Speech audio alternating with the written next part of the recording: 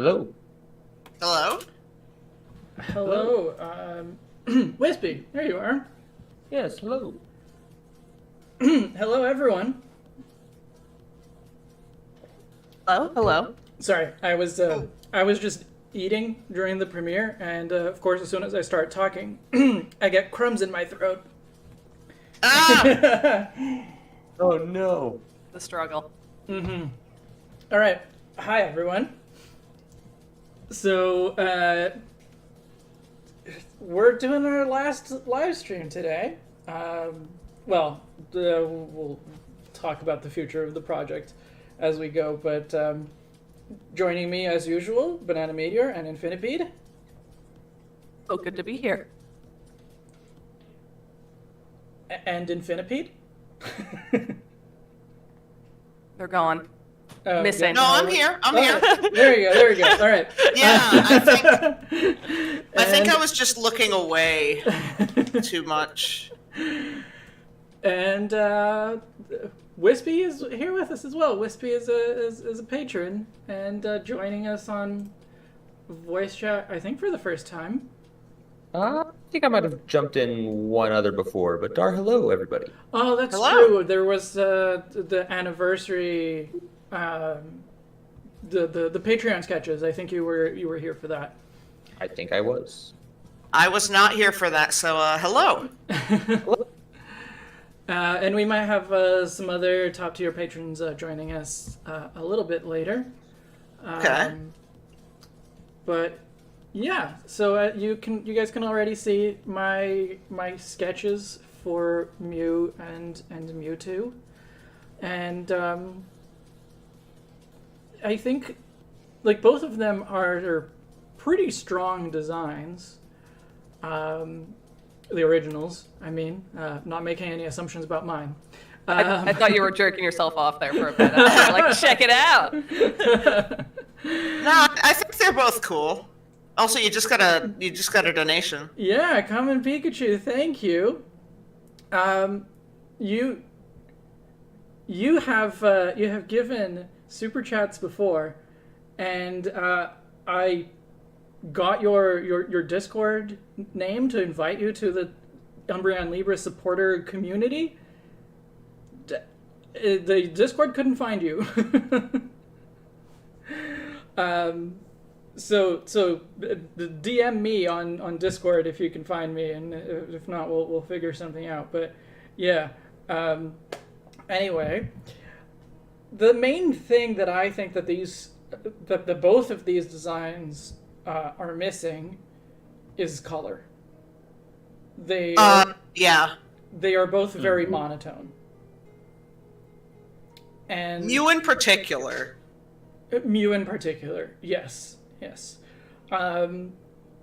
So I was looking at a bunch of, and I'll drop some of the other Pokemon that I was looking at. I'll drop them in here. So I was looking at a bunch of more recent mythical Pokemon as references and some more recent legendary Pokemon as well.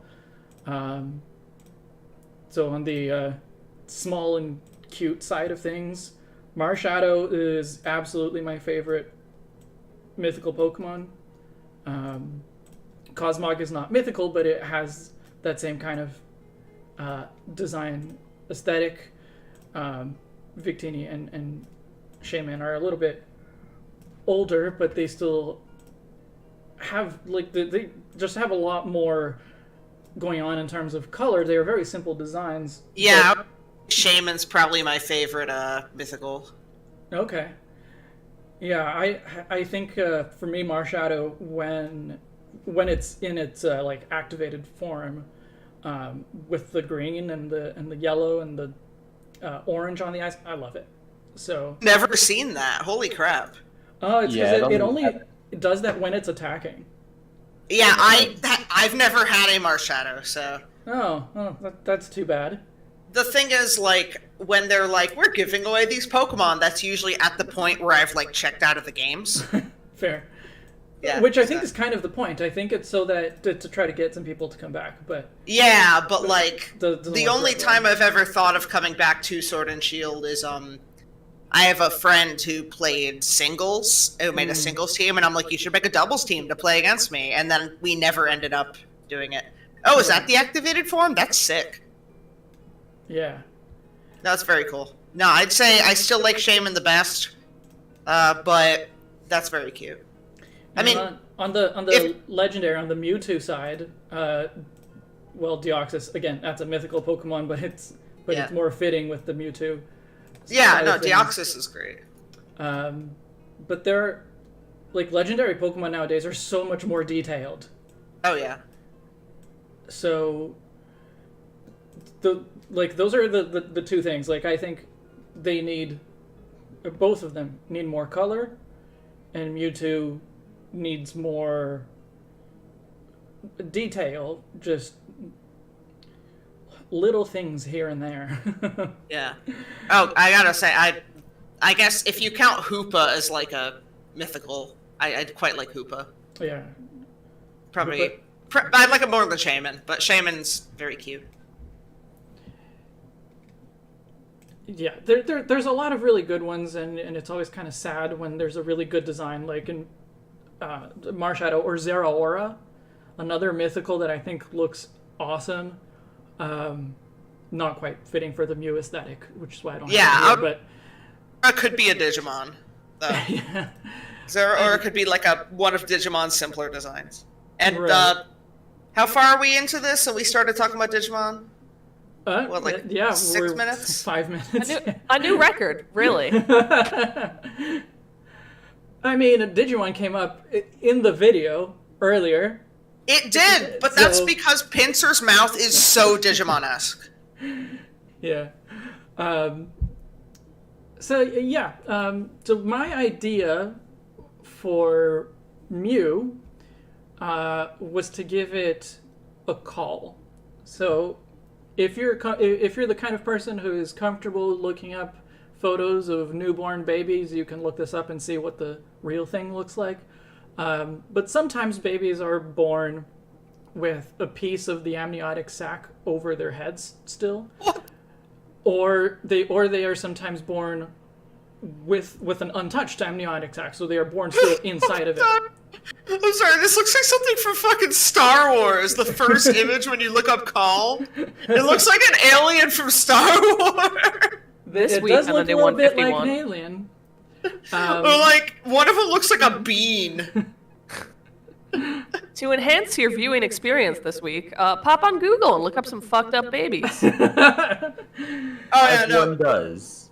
We should have like, oh man, it's a shame. We should have like new 151 bingo for looking back through the live streams. Just have like Digimon chat is one of them. That could be a free space. Oh yeah, Digimon is the free space. Digimon's a free space. Like searching weird shit on Google Images is a space. That's a good one. Yeah. So obviously, I did not make Mew an actual newborn baby with a call, but the thing is that the call in many cultures is considered like good luck, or is considered to give the baby like supernatural powers kind of thing. So I thought that it worked on a number of levels to play up the various different themes of Mew. So Mew as like a fetus with the birth theme, the call works for that. The psychic type, and so to have the like supernatural side of the psychic type, it also kind of looks like an astronaut. And so there's the space side of the psychic type, and also a little bit of the panspermia theory of origin of life on Earth and in the Pokemon world, with Pokemon potentially coming from space.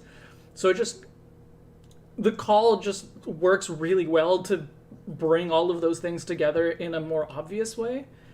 And I know. Oh, go ahead. Banana Meteor also mentioned it's reminiscent of Mew and Pokemon Snap, creating the bubble to protect itself.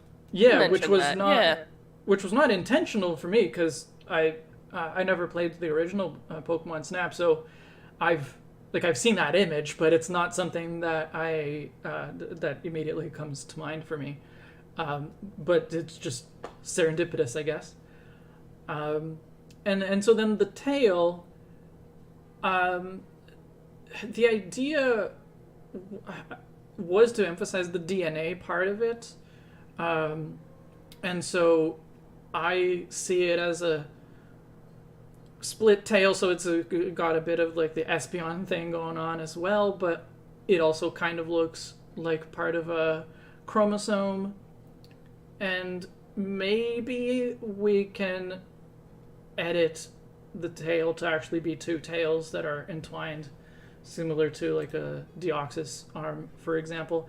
I tried that a little bit when I was... Helix. Sorry, say that again? As like a double helix kind of style. Exactly.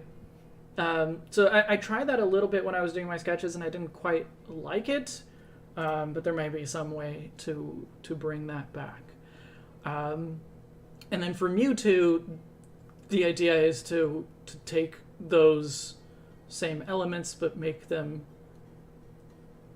give them the Mewtwo treatment, make it look really unnatural. I kind of like the colors of the middle Mewtwo there with the kind of like the sickly green skin. I think that works well for that. And it's got the tubes that go from the head through the chest and the belly and then out the back as the tails. I thought that worked pretty well for making it seem more unnatural. And the tails, what I was going for on a kind of conceptual level with the tails is that Mew is the coiled up DNA and Mewtwo is the uncoiled DNA, because you need to uncoil DNA to do gene editing. So it just kind of works on that level as well. Yeah, I took I mostly looked at the proportions of Mega Mewtwo Y, because I just think that is the best Mewtwo design, although I don't like the tail coming out of the head. But would Mewtwo be more like an RNA? No, not really, because it would be like, it's just the two strands of DNA separated. RNA is our ditto. So yeah, probably needs my sketch here probably needs some more like of the circular, like alien looking bits on the tips of the fingers and on the foot of Mewtwo. That kind of stuff is probably going to be useful, and just, I think probably just more detail in general. But we'll get to that. I think I'm going to do Mew first, and then we'll do Mewtwo. It's basically an evolution anyway. Did you guys have any questions or thoughts on the concept as I transcribed that? I totally understand what you're going for. Oh, yeah. I see it. I think It looks great. Yeah. Looks good to me. To answer Common Pikachu, we actually based Ditto on RNA. Yeah. With the whole like failed clone theory.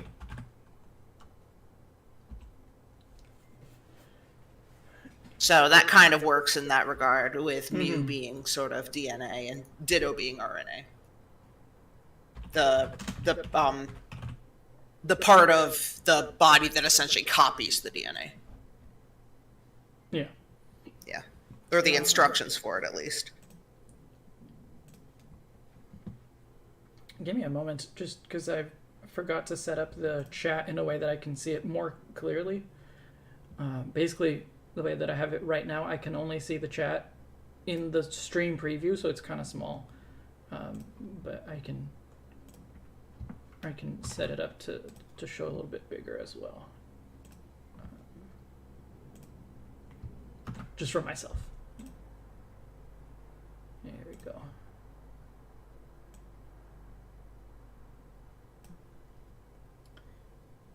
They have an X and Y chromosome field to them? Yeah, that seems true. I could kind of see that, because Mew, like, to a point, looks more feminine, and Mewtwo's a tad more masculine in some perspectives. Yeah, I mean, I don't quite see it, but that's not a bad thing. It's a DNA Pokemon. Looking like DNA is a good thing. Yeah. Usually. Why did nobody tell me you can put Buzzwole in a tuxedo in Pokemon Unite?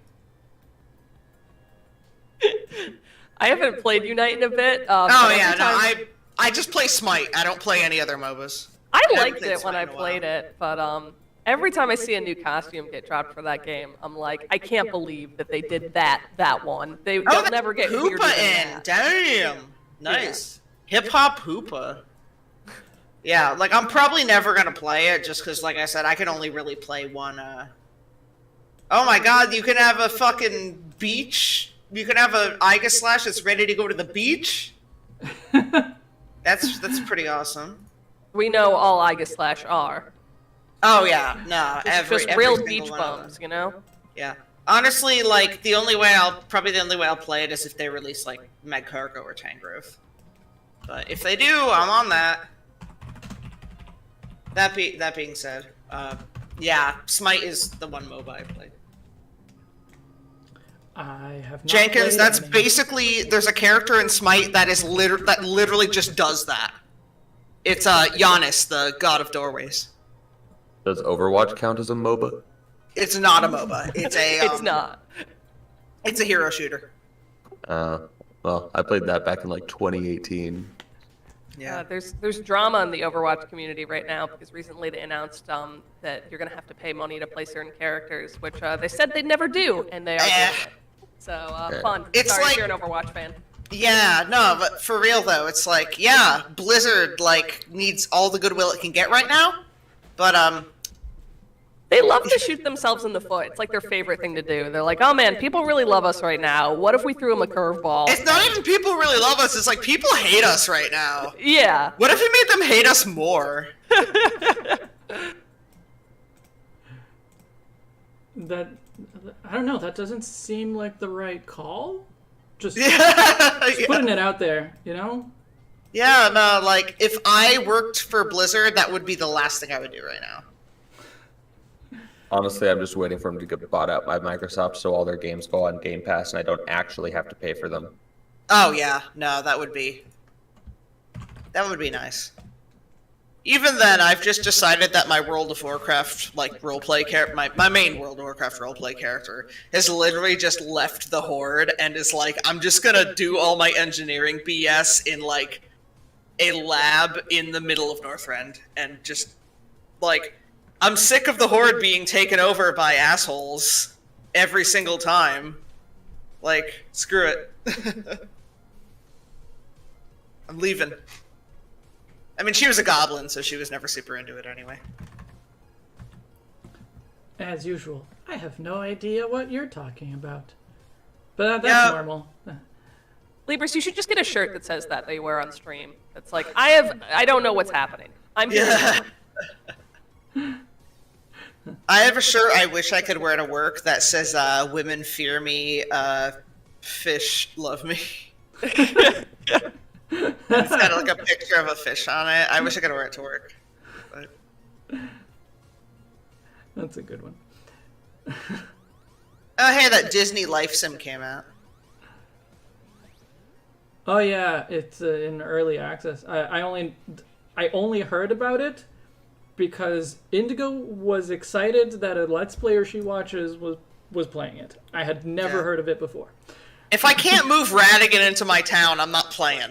And I know I can't move Radigan into my town because they don't care. I've spent like the past 3 days playing Dreamlight Valley. I played way that's too what much it's of called, it. Yeah, right. Yeah. I don't really recommend it unless you're like a hardcore Disney fan, which I don't Oh, really yeah, no, consider.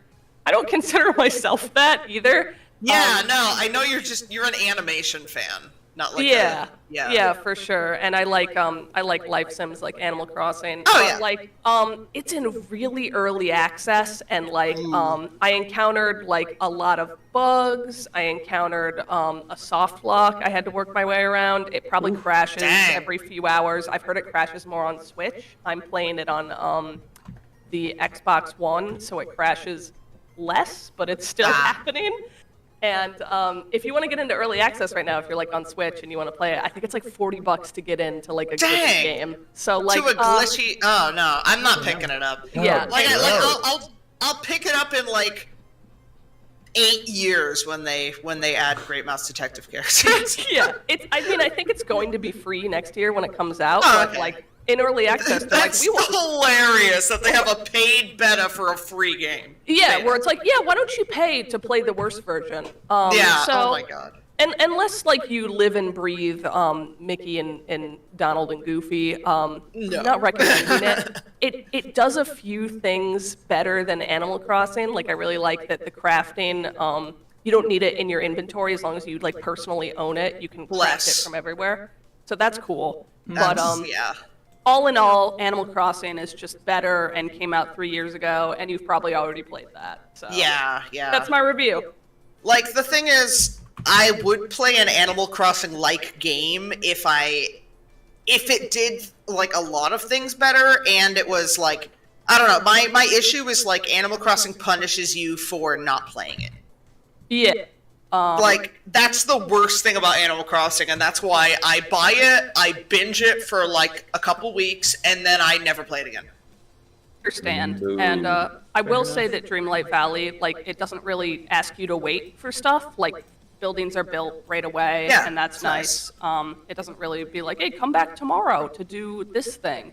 Yeah. But if it's going to be at a state where it's better than Animal Crossing, it is. Not there yet, so hang Yeah. tight. Right. Yeah. Like I said, give me 7 years, they add Radigan, and I'm good. For me, Remy's already there, so... Oh, hell yeah. I like rats. Yeah. I mean, we got Mickey Mouse, we got Remy, we got a town, we got a mouse and a rat. It's perfect. We'll get No, Remy no, in no, my you town need- so I can do you that, need- Ben Driver meme of good soup. You need Basil and Radigan for the unresolved sexual tension in your town. Yeah, once they get up to like 5 mice and rats, I'll switch my review to a positive review. So. Yes. TikTok Disney, get on it. Yeah, no, like I could have a ton of rats, and the majority of them are queer. As they should be. Gay rats.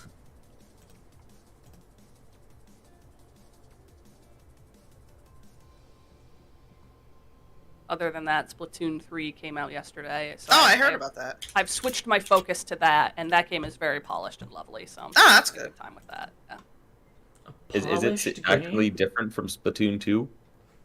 Oh, it's the kind of thing where like if Splatoon 2 didn't do it for you, I wouldn't pick up Splatoon 3. You're like kind of paying to like have a live service game for like 2 or 3 years. Yeah, I was gonna say, isn't that like it's like a expansion, basically. Basically, yeah, I think Okay, that's the way that I would put it. But I really like the Splatoon franchise, so it's Yeah. worth it for me.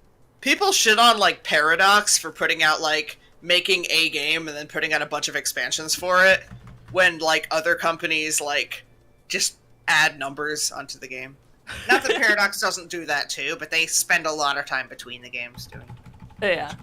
I mean, like, there's new single player stuff. Like, there's plenty yeah. of new content, but like, Yeah. it's still Splatoon. It's not gonna Yeah. like. No, it's not like gonna change major the way. mechanics changes. No, Okay. certainly not. Not that Paradox is perfect, obviously. I'm not saying that before anyone says that. See, I always loved the aesthetic of Splatoon, but I could never get behind the gameplay, personally. I'm so Yeah. bad at shooters. That's totally fine. I'm not really great either, but I try because I like Splatoon a lot, and it feels like Mario Sunshine, but like competitive. So I like that. I play a lot of Inkling and Smash. Yeah, that counts. That works. Yeah. That's like Yeah, the there same we go. thing, right? Yeah. So, game news that nobody but me cares about. Well, this was in June, late June, but the creator of A House of Many Doors, actually, what's the word? He gave a thumbs up to the unofficial patch that someone made. Oh. And I found out you can't. What? Does that make it official?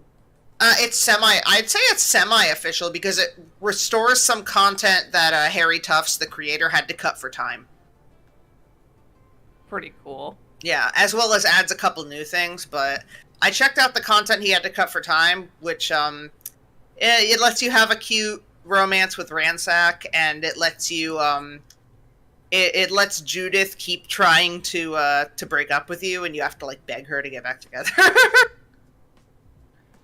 Judith's just a messed up person. You know, I should add that game to my list of games to play for research. Because you've been recommending that game to me for, I don't know, 10 years? Like I told you, you love China Mieville, right? Yeah. That was one of the big inspirations, was he actually listed Perdido Street Station and China Mieville as one of the major inspirations for the game. Yeah, I remember that. And like every time you post about or mention that game at all, I'm like, I would probably like this game. But I think because it's as far as I know, it's only on PC, right? Yeah, it's only on Steam right now. Yeah, and so I'm not in the habit of playing PC games. Yeah. So like if it was on the Switch, I probably would have gotten it already. Yeah. I will say I know Sunless Sea is on the Switch, as well as Cultist Simulator, which are similar. Like, Sunless Sea was a major inspiration for A House of Many Doors, and is also one of my favorite games. Okay. And Cultist Simulator is very interesting. It's by the same guy who made essentially one of the major writers behind Sunless Sea. Got it broke off and did his own thing. Hmm. And now Harry Tufts from A House of Many Doors is like a writer for. He wrote a bunch of stuff for Sunless Skies, the sequel to Sunless Sea. So it's all connected. Basically, if you like one, you'll like the rest. It all comes together. Yeah, but I'm now that I'm going to have a little bit more, I'm going to have an extra stream slot available per month, and I guess I can talk about what I'm going to be doing with this time going forward. I'm going to use this time to play more games that I have not played before. So for context, I have a game idea, but I feel like I don't play a wide variety of games that are not Pokemon or Zelda. Yeah. There's very little that I've played that is not one of those series. So I feel like I really need to try a greater variety of games in order to really understand what I like about the games that I like, and what are the things that I might want to do or iterate on if I'm doing it myself. So I agree. I think they always say the best thing that you could do if you're going to create something is consume a lot of that medium. And yeah, absolutely. So that's like one of my weaknesses is that I have not played a lot of games. Yeah. And so I have a list of games that I intend to play.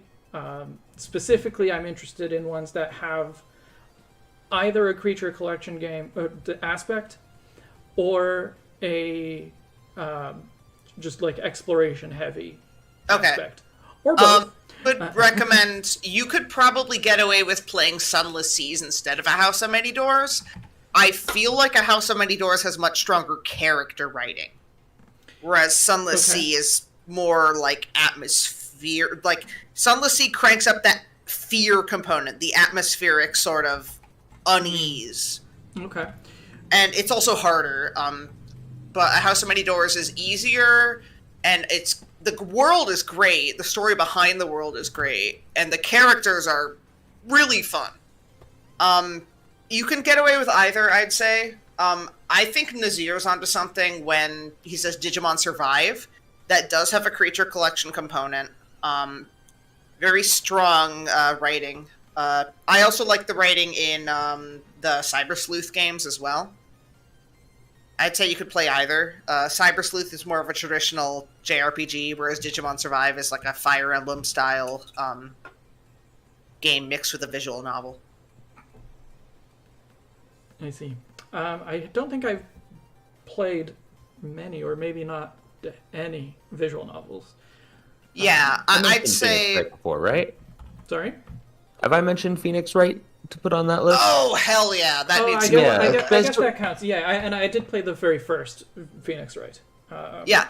I'd say play the first 3. Either that or play both of the Great Ace Attorney, which is the like Victorian era spinoff.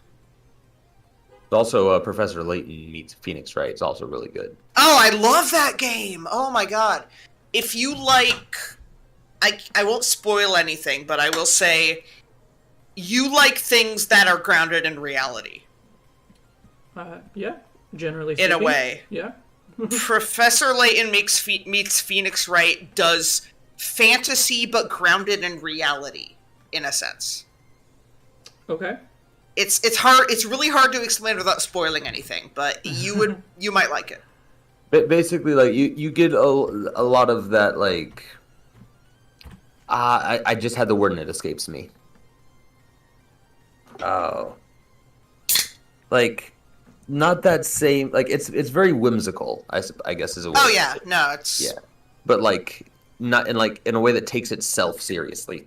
yeah. I'm trying to think of visual novels you might like, because a lot of the ones I play are like otome games. So they're, I get a kick out of otome games. I mean, I've got a couple really short ones that I recommend.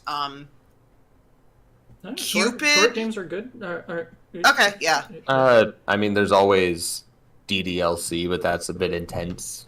That's pretty intense, and But it is well written though, and it is a Yeah. good example of how a game can be designed in a very meta way. yeah, Yeah. I agree with that. But I it is enjoyed very it quite a intense. bit. I enjoyed it a lot, but I think as Libris being someone who's just like taking a step into other kinds of games, probably not a Yeah. very safe step. Watch a Let's Play on DDLC. Don't play it yourself. I'll say that. I think it's quite good. I think it does meta stuff really well. But yeah. Let's see.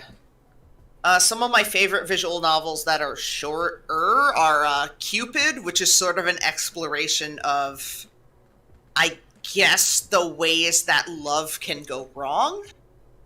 And not just romantic love, but all the different kinds of love.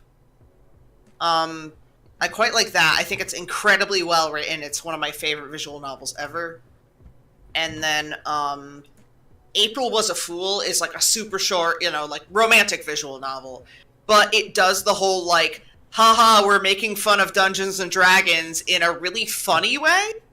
Like, Okay. I don't usually find that funny. April Was a Fool made me laugh out loud. Like, it's a funny game. Would you guys consider Ape Escape to be creature collection? I don't know. I've never... Yes. Yes, I would. Not in the way that Libris is looking for, but yes. I guess you are technically collecting creatures. Yeah. You can't do anything with them, but like, you are Right. getting them. Yeah, you gotta go get them. Yeah. Yeah. Oh, if you're interested in like a point-and-click adventure style game, Hypnospace Outlaw, amazing.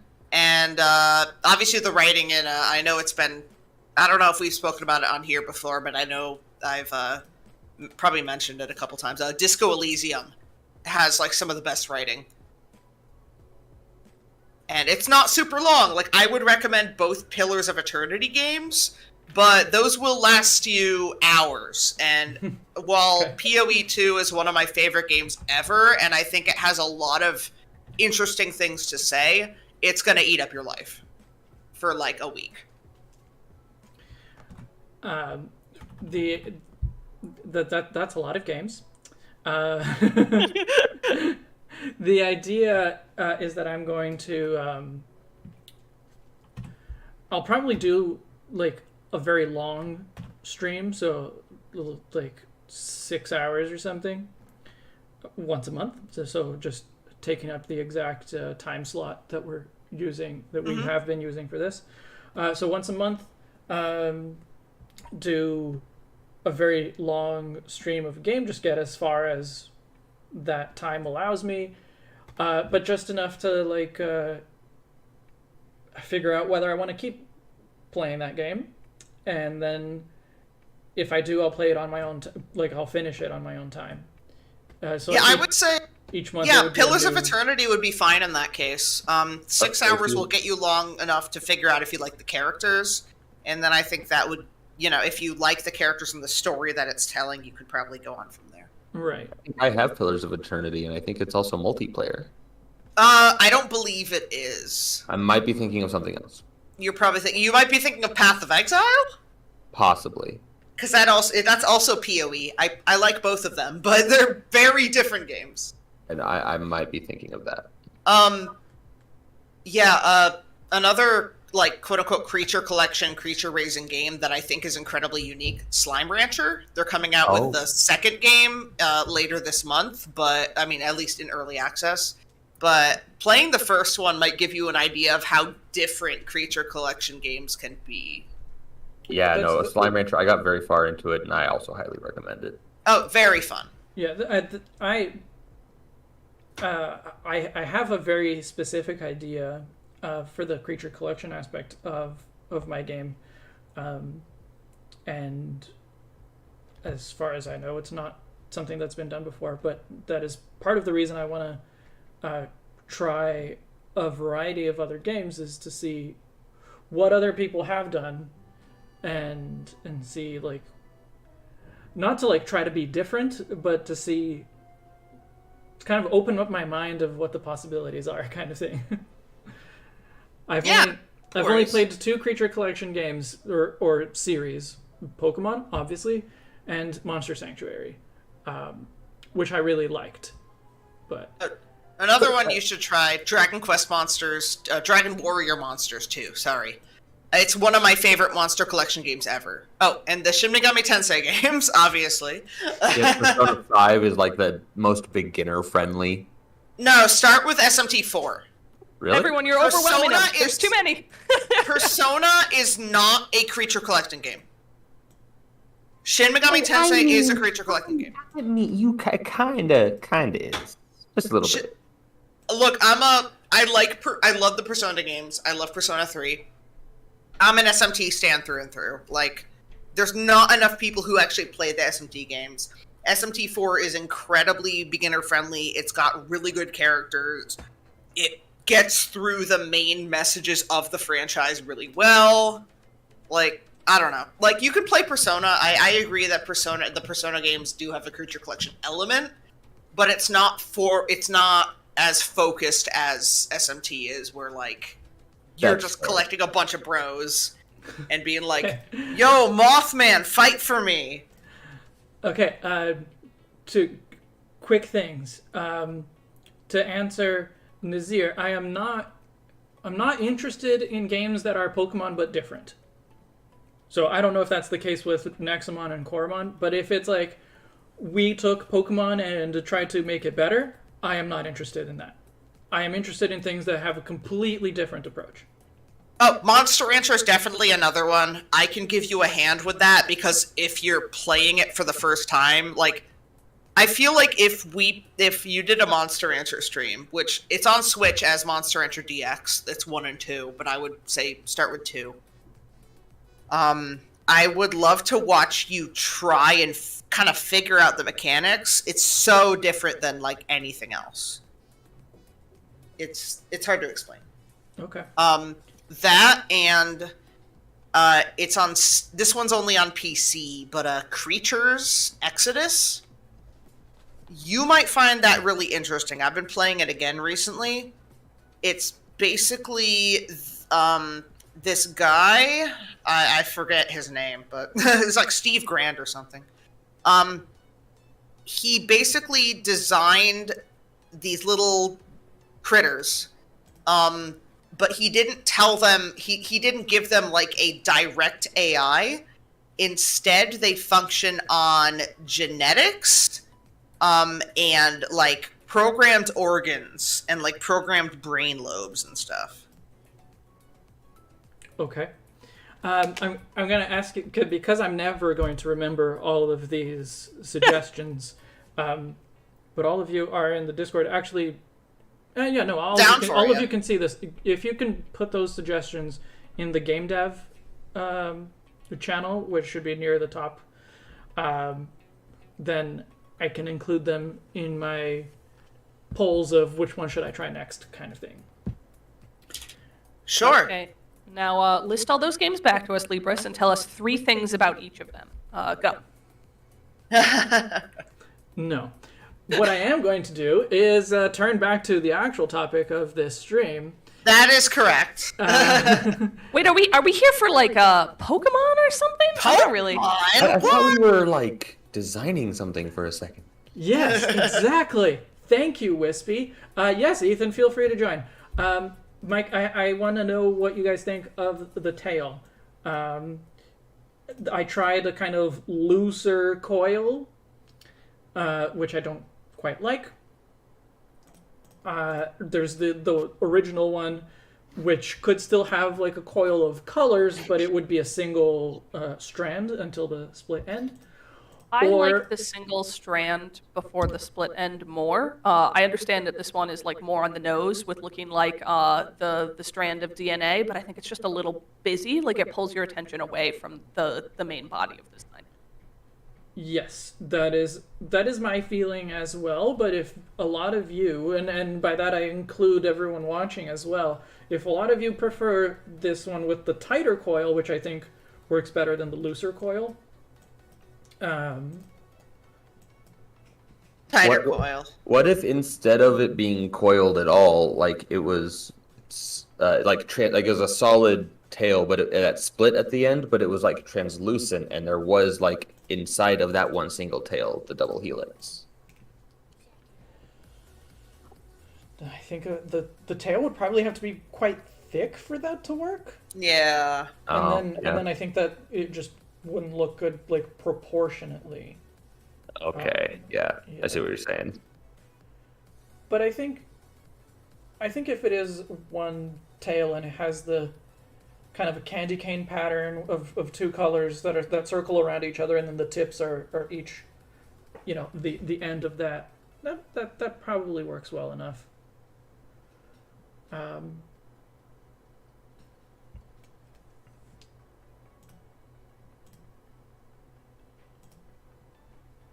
I have a feeling nobody in chat has very strong opinions about this. Nobody has commented on it.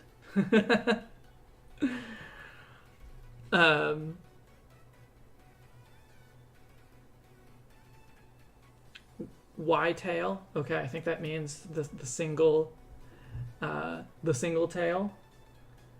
Yeah. Why tail? Because Mew has one, and it looks more like Mew with one. Yeah. He's saying Yatal.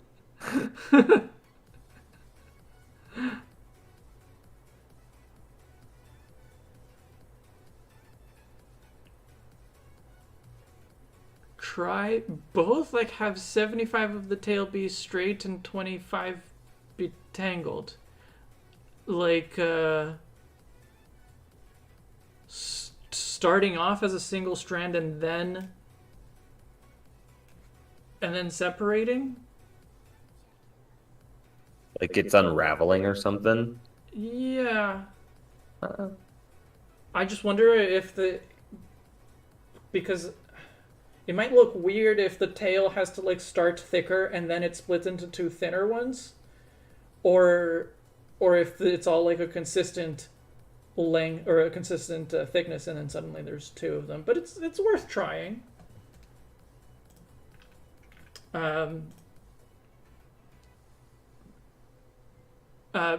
Pedro, I didn't design it to be Y and X and Y chromosomes, and I didn't design them to be masculine and feminine. It's just Mew and Mewtwo.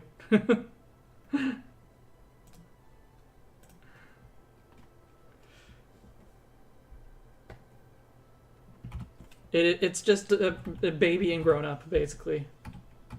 Except the grown up is very angry.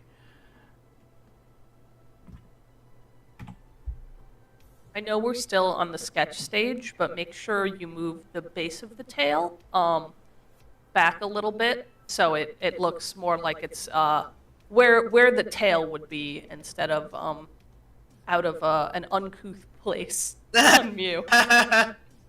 Oh my god, I saw, so the Dice Tower recently had their, like, top worst board game covers of all time. And there was one, okay. So if anyone wants to laugh their ass off,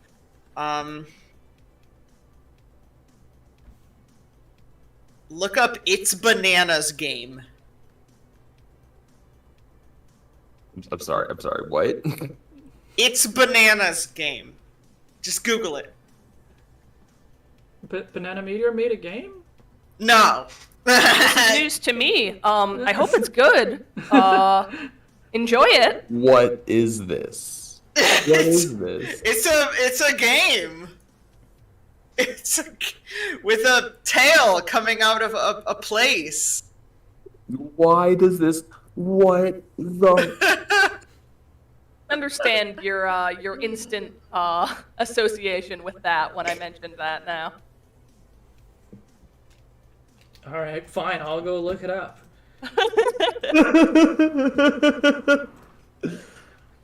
Oh, Philippine, why would you do this? Blame, I don't know, Tom Vassell. The It's Bananas game, Mew. Please enjoy.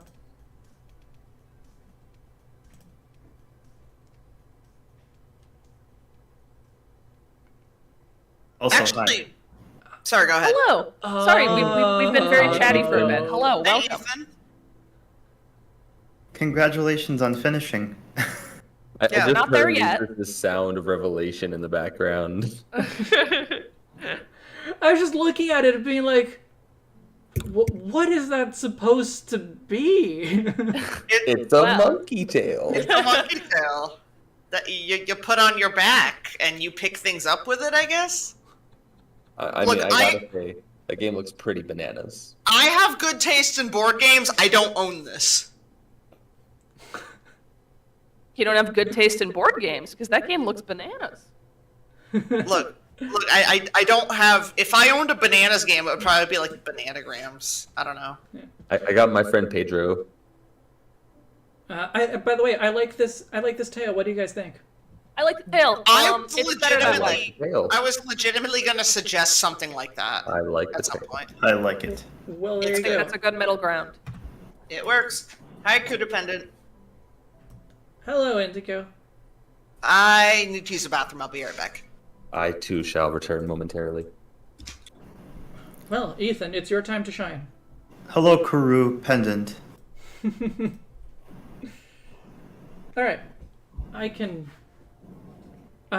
do a cleaner drawing of that tail so that we can put colors on this sketch. Because I think the sketch is looking pretty good. Like, not much that I need to modify for the next step, and then yeah, so we can move on to Mewtwo after that. Very quickly, has anybody made a missing no joke yet? Not yet. You could be the first. Hop in there. Yeah, go ahead. Okay. When are you gonna make missing no? Very good joke. Bonus stream. I guess we could, but the problem is, like, what do you even change about it? It's so iconic. That's true. It's already perfect. There is and- a I mean, a lot of people have designed Missing No as a Pokemon. I suppose we could do something like that as well. But it's not really a design, right? No. So that's what I'm saying. Like, people have actually designed Missing No as if it were a Pokemon. Because it has it's like bird type, right? Like that's one of the things about it. So it's bird type. So people make it into a bird, for example, and it lives on Cinnabar Island. So it's volcanic environment or something like that. So there's, even though it is not designed, there are things that people have used to turn it into a designed Pokemon. What are we? You cut out, and that sounded really funny. But What are you? What are we talking about? I just got back. Missing No, Oh yeah. and whether we should do a Missing No redesign stream. That would be like we were talking about. I would love to have just like, you've done like regular redesign streams, right? Yeah. I'd love to just have you like do some of those with like us as like side people. Yeah, That'd be fun. Well, we can talk about whether we want to do more of these or more streams together as kind of like extending the project. We had a question earlier if we were going to do Gen 2. Yeah. And I think we can agree that at least for now the answer is no. Yeah, maybe someday. Yeah, like I'm totally down to do Gen 2, or like to do some evolutions of Pokemon that we've already done. I'd be down for either. With with Gen 2, like that would definitely be interesting. I think, because like that's getting more to where Pokemon look like Pokemon. Yeah. But I think, like, if we do those, they will be in my kind of anything goes art stream slot, which is the one at the end of the month, instead of us having a dedicated stream slot for the new N51. So we can do an evolution of the Pokemon that we've done, or we can do something that we've also talked about before, like redesigning each other's redesigns. But I feel like that would be something that would make more sense, like later down the line. Yeah, definitely later down the line. Yeah. That would be fun. Or just I would love to do the evolutions for one. I've already got a pretty solid idea for Tangrowth. Okay. I would definitely it would be fun to do like some select Pokemon from Gen 2. Mm-hmm. Like I might have fun doing even some of my favorites. Like I love Magcargo. Like I feel like Magcargo could be better. Yeah. But I still like it. And then like I said, I would love to see that stream where you do some Digimon Pokemon, or if I could get in touch with Karin and say like, hey, I got a friend who does Pokemon stuff. You want to do Digimon stuff? Mm-hmm. Because he does so many of those like custom artist streams. Well, not streams, but like custom artist videos. He also has like a stream channel, so like that could be fun. Yeah. Yeah. Like if I was able to like get that arranged, that would kick ass. But even if not, even if Karn's not involved, Mm-hmm. like it would be fun to do those. Yeah. And I think I already put that in my art stream idea document. Probably, yeah. Yokai Watch's Pokemon might be really fun too. Like I would honestly like to see some of the like object yokai as Pokemon, because Pokemon does like object Pokemon so much different than like Yokai Watch does to like object yokai. I don't know a lot of yokai from Yokai Watch. My favorite is feel called like- No Way. All one word. If you want to look it up. Maybe after Okay. we're done here, but yeah, Sure. like I kind of feel like they are they not pretty similar to modern Pokemon? Like, in No, terms of, I would. like, not the art style, obviously, but in terms of the design aesthetic. I don't think the design is like some of them are. Like if you're thinking like Jibanyan and stuff, like yeah. But Yokai Watch I think it's like Digimon in that it's way more liberal in what it does. Okay. Like I feel like Pokemon is very like it's got a very tight sort of design funnel almost. And that's become an issue for me lately, which is why I've kind of gravitated towards Digimon. I'll probably swing back around to Pokemon at some point. Yeah. But I feel like Pokemon like is very limited in sort of what it allows to be a Pokemon. It's got a very strong design aesthetic. I guess you could also say that. I see. I've never felt that way, and I felt especially in the later gens, they've really branched out. Like I think, I can't talk about this because Leapers is spoiler free. But Yeah, no, I can definitely. Yeah, I think I know what you're talking about. While being vague, there is some things they have shown that I think push the envelope a little bit for that. I certainly think that has gotten me more excited for the new games. Seeing it. Yeah. Sure. One I can talk about is I thought Ultra Beasts were a great way to. Yeah, but the fact yeah, that is it's probably not. They're probably not going to show up again. Makes me sad because it drives me nuts how Pokemon has all these cool ideas and are like, here's a great one. We're introducing it. And it's gone. And it's like, why? Why have you that's done something this? I hate about Pokemon. It's like, no, we want to do different things for each gen, so nothing from this gen is going to show up in anything for like 10 years. Have fun. You like that? It No. straight up sucks. Like that I old wish. commercial with the guy with the fishing rod, like, oh, you almost had it. Yeah. The thing is, they do have it. They think that like fans only want to see new things and don't want to see things developed. And like, I think it's good to have a nice balance of both. But Yeah, I agree. Like, take what people like, and take what's interesting, and keep it. I agree. I think that's one thing that has drawn me more towards Digimon, is that Digimon is more willing to, like, experiment. What I feel like Zelda's been doing personally. Yeah, no, Zelda's been really branching out. I still need to go back and finish Skyward Sword HD though. I'm a fan of I'm definitely a fan of like the classic 2D Zelda games. But Breath of the Wild I loved. So Yes.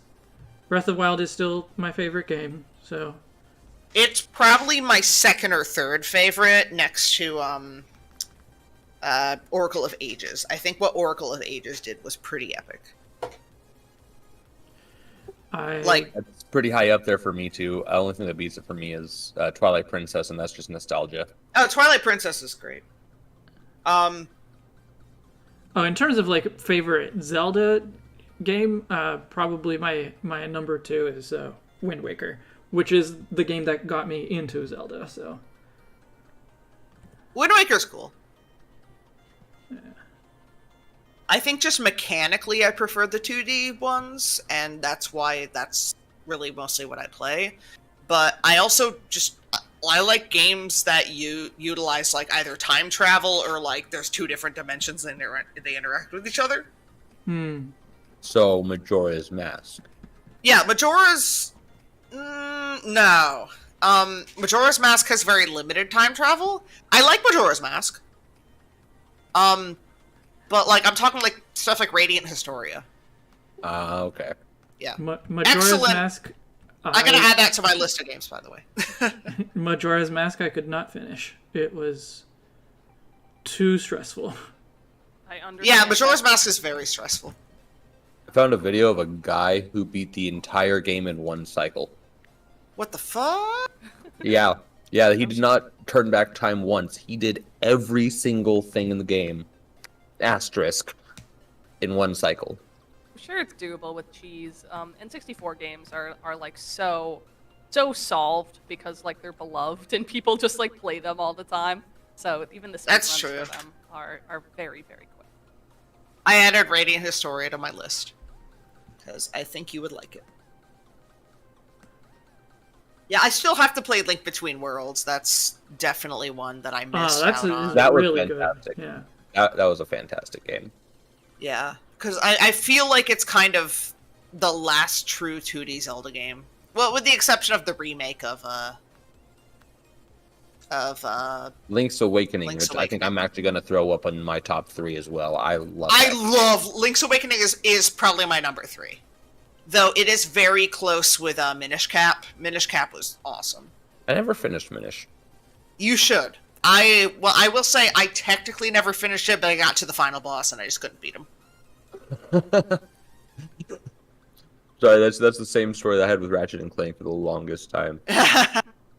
That's the story with a lot of video games. I get to the final boss and I'm like, this is too hard. I give up. Yeah, just look up the final cutscene on YouTube. It'll be fine. Oh, same. Yeah, that was me with Breath of the Wild as well. I'm just like, I basically know what happens. I don't need to be Ganon.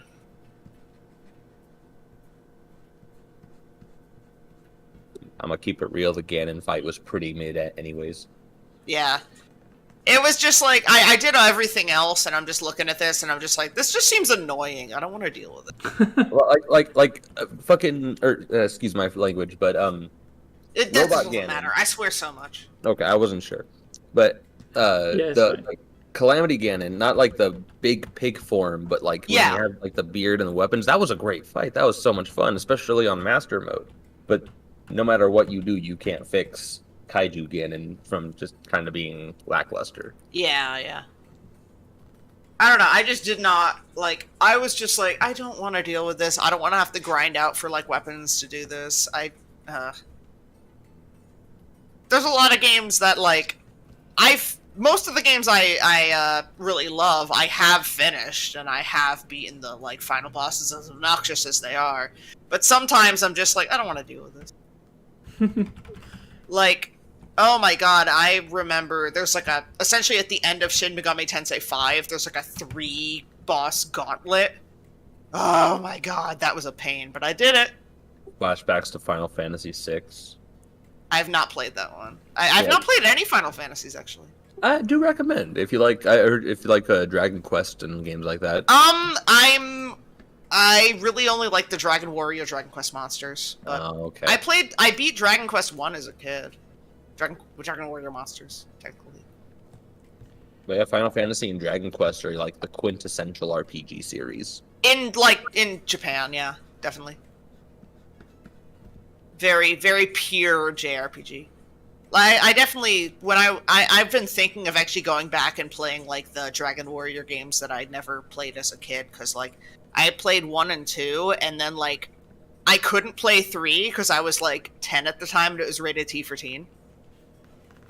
Yeah. I was able to play Digimon World because I convinced my dad to let me play that one because I was like, it doesn't have booby lady, it only has poop. It's okay. The amount of times I've had to use that argument. my Sorry God. to distract from the primary conversation of the stream, but I need your thoughts on the tail colors, because it can kind of be any 2 colors. I don't like the tail colors. I feel like it's very gendered.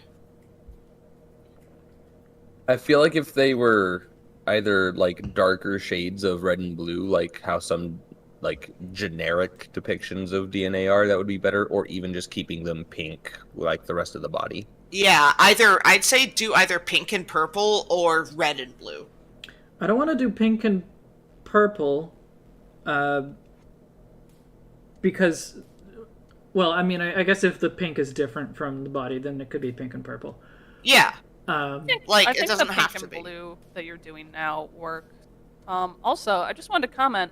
I'm sad that we lost the little feet color on Mew's design. That felt like a little detail that was neat that we just they took out of the official art over the years. Not on yours, just on like Canon Mew. What's going on there? They were just like, no, that's too cool. Should I interesting. give it? Should I put it back? Yeah. This can't be a Pokemon. It's too interesting.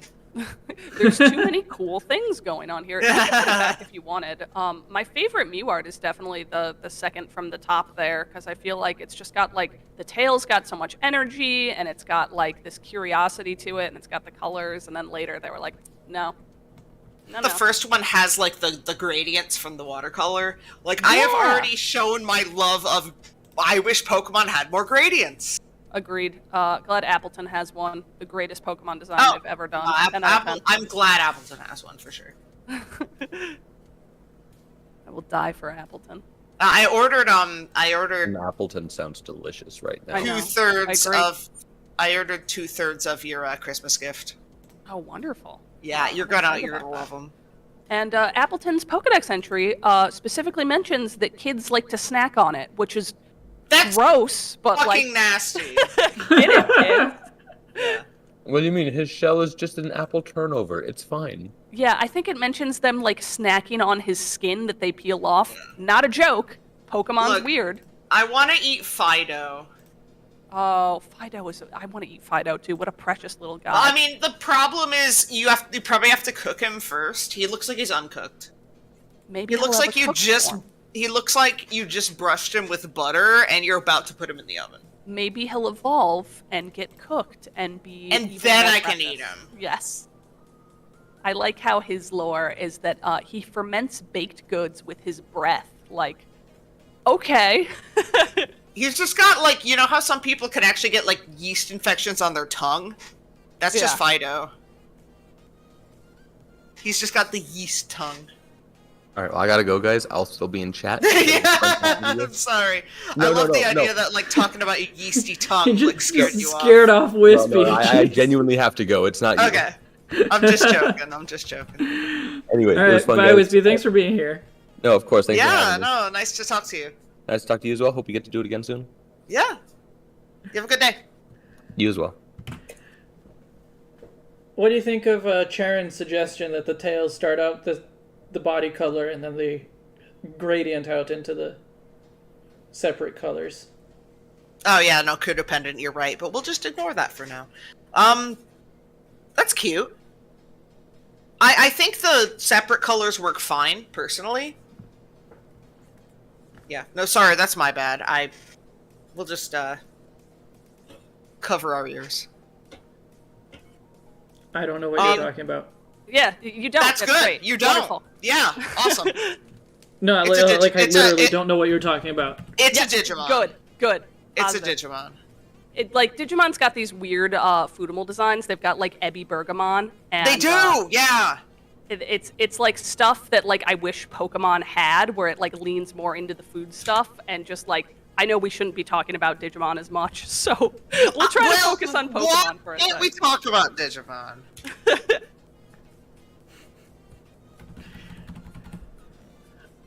So the thing on the head, on the forehead, I drew it as just a circle, but I was actually thinking that it would be some kind of DNA symbol on it. I don't know if it's necessary though. So let me try something, and you can tell me if you like it or not, or if you have a better idea.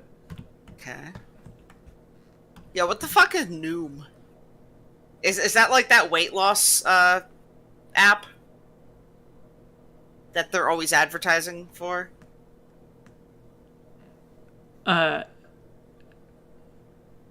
Noom, at least the one that I can think of, is the descendant of Mew. It's a fanmon that was designed by Regolophus on a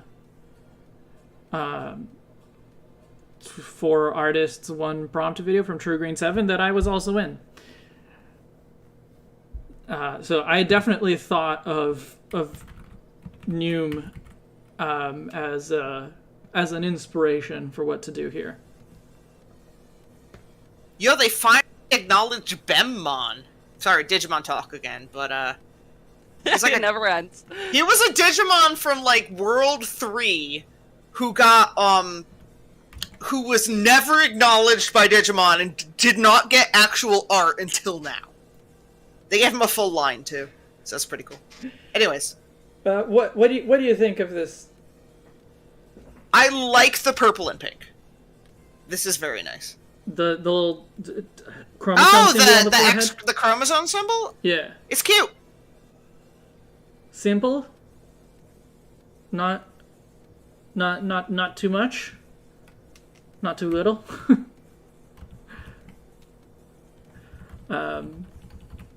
We also talked about having making the call a little bit rainbowy. Agree. If we can do it in a way that feels consistent with like Pokemon. Yeah, I mean, I think we can just add not full rainbowy, but just a little bit more color. add a little bit more variation to the color that could work.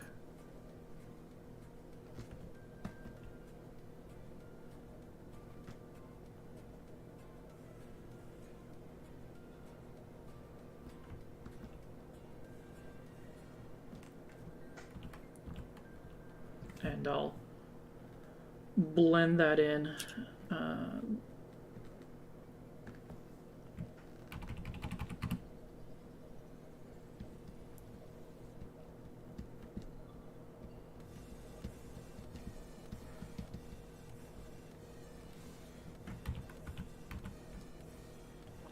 Yeah, it makes it a little bit more spacey and also a little bit more like the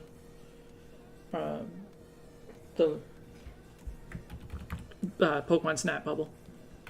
Yeah, I like that. Yeah.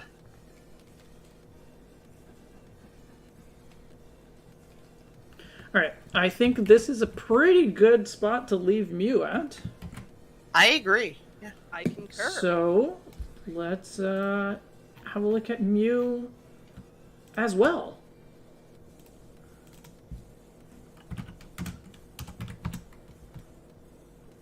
That was a joke.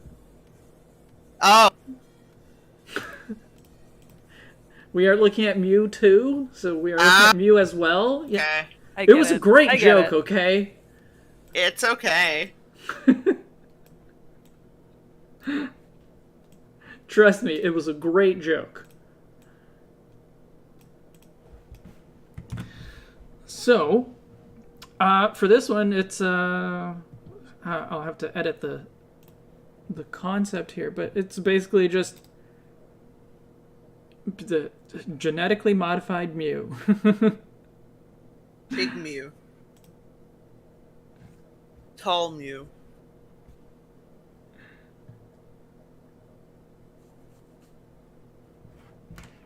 Oh, I did misspell psychic. Well, too late now, because now Psychic I'm getting rid of it.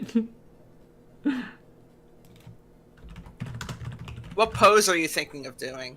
It looks like you did the Mewtwo X, I think? Or Y. I don't remember which one that is. Y, yeah. Okay, that's Y, yeah. I mean, I could do one of the other poses. The middle one on the left is one that I like. Yeah, But- I also like the one on the bottom left, too. I like them. I like all of them except for the original, actually. The original is just a little too weird. Yeah, he's just like, hey. Yeah, I was referencing Mega Mewtwo Y for my sketch because I think it has the right proportions and style for a modern Mewtwo. Mm-hmm. But in terms of the pose for the final, maybe the middle pose is a good one. Yeah. So, Julie, do you know about Pokémon? I do not. So it's a French fry Digimon. I feel like I just need to read this this description. It is a gourmet Digimon that took in the data of all kinds of fries. As it walks around eating fries, it wants many Digimon to know how delicious they are, and goes around sharing fries that it recommends. It views those who criticize its fries as complainers. It lets those who have apologized to it enjoy the splendor of its fries. Sounds wonderful. It is in a competitive relationship with Burgermon over who is better when it comes to fast food. Peak design. Haven't even seen what it looks like, but the lore is on point. It's just a little like it's like it looks kind of like the Burgermon, but like it's got little French fry like potato wedge hair and overalls and a scarf. You know what's funny, Charon? Charon said that 20 plus years later, I still can't believe they didn't retcon Mewtwo to be Psychic Dark in Gen 2. What I've always found kind of weird and surprising is that Mewtwo's like signature move from the movie is basically Shadow Ball. And they made it a ghost move. Like, it would have made sense if they made it a dark move and gave Mewtwo the dark type, or if they just made it a psychic move. I never even thought about that, but you're totally right. Like, as soon as I saw Shadow Ball in the game, I was like, oh, that's the Mewtwo move from the movie! Yeah. Yeah. And in Smash too. Yeah. Yes. I don't think Mewtwo makes sense as a dark type. I agree. He doesn't fight dirty. Dark type is like they're dirty fighters. Not all of them. I mean, he's an ass, but not all of them. And Mewtwo is an angry Pokemon. It's an aggressive Pokemon, and then like it's not because Dark type is not just about dirty, as in like dirty tricks, but it's also about like going too far. Yeah, well, yeah, but I don't necessarily think that makes Mewtwo Dark type. I don't know. I also think that the anime is separate from the games. Well, I mean, yes, but I think it would have made sense if they gave it the dark type. I'm not on the camp of Charon of like being surprised that they didn't make it psychic or dark, but I think it would have made sense. The part that is surprising to me is that they made Shadow Ball a ghost move and not a psychic move, or a move of whatever Mewtwo's second type might have been. Yeah, I mean, I get why they made it a ghost move, but again, like anime games, they're separate.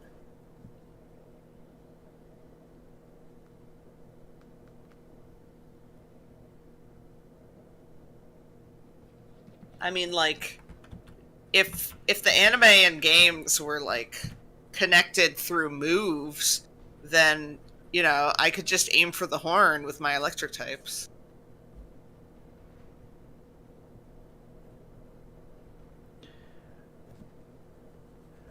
Yeah, it is basically an evil clone of Mew. Like it was, like the Pokédex talks about how the scientist that made it forgot to give it a compassionate heart.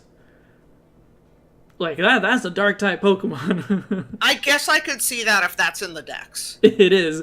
I mean, the wording depends a little bit on which game it's from. Yeah, it's like some older Dex entries don't seem quite as canon anymore, for sure. It depends on which game it's in. But I think Compassionate Heart is actually the more recent version of it.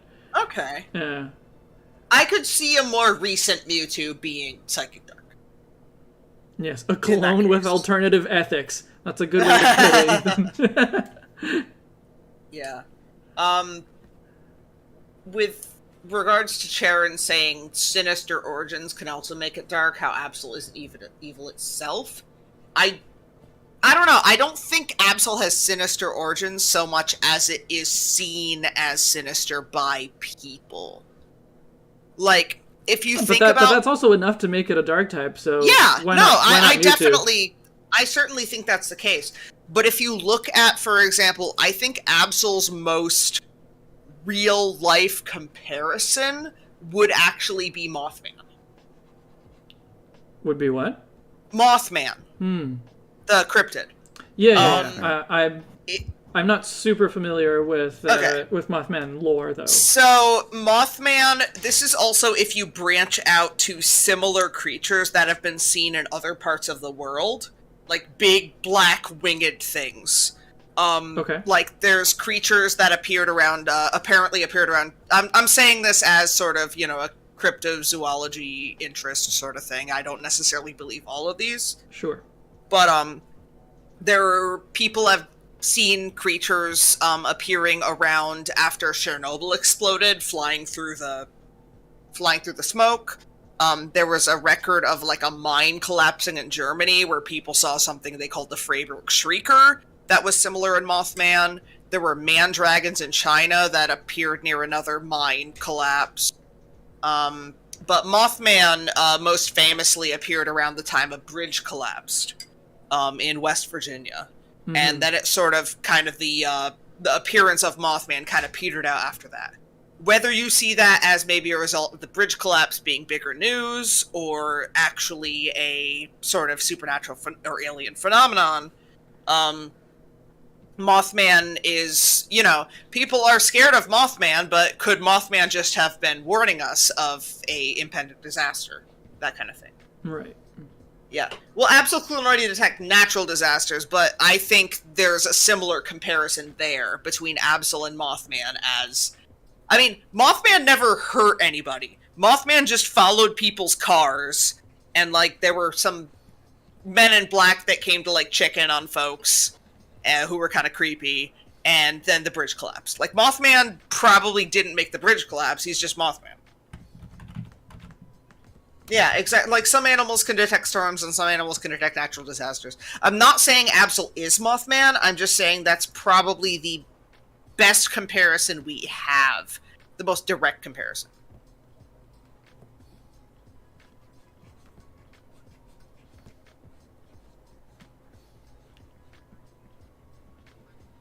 Absol is probably more of a, sort of how, I guess the most pertinent example I can give is there are weather loaches can detect changes in barometric pressure, and they start freaking out when a storm's coming. Absol's Mothman, you heard it from the stream first. My one of my friends, also my ex, had this theory that Mothman was the same being as the angels in the Bible. And I think that's pretty cool. If if any of those beings existed, they might actually be the same thing, because they're pretty scary. Interesting. I like to keep my my options open, It's do any of these things exist? Probably not. If they did, I think this is what they would be. Mm-hmm. And I like exploring that. I think it's fun. Yeah. I have friends who are like, no, this definitely doesn't exist, and here's why. And I'm like, but isn't it more fun if you think about, what's possible? Yeah, what it could be. If it existed, if it does exist, here's our options, Mm-hmm. Yeah, I can see that. Yeah, it's fun. It's a thought, at the very least, you can see it as a thought experiment.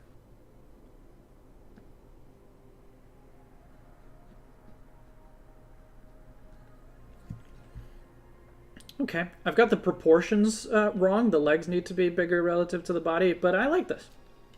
The pose a lot. Yeah. Yeah. No, definitely the legs need to be kind of... If you look at the original pose... Yeah, I need to extend it. The thighs need to come up more. Yeah.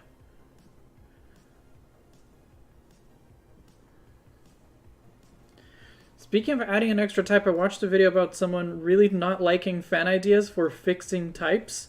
Like Gyarados getting Dragon, stating that there are always reasons for Game Freak's choice. Well, Gyarados getting Dragon is definitely one that I see, but there are others that I think maybe not quite as well founded. Yeah, there's always reasons for a specific type. There's not always good reasons, though. Yeah. Like, I'm okay with fan interpretations. Like, it's not gonna change anything, you know? And, like, there's a lot of Pokemon where I think, like, wow, this design sucks. Redesign it and give it a second type. Like Sunflora. Right. Firegrass Sunflora.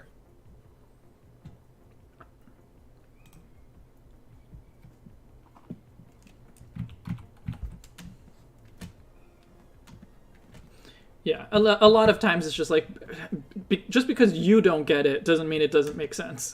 Yeah. Like I said, it's a thought experiment. It's just for fun. Mm-hmm. Like, no one's got to be like the Pokemon redesign police. Yeah, and like, to me at least, that's the point of doing redesigns as well. It's not like, let me fix it, Yeah. but like, I don't like this.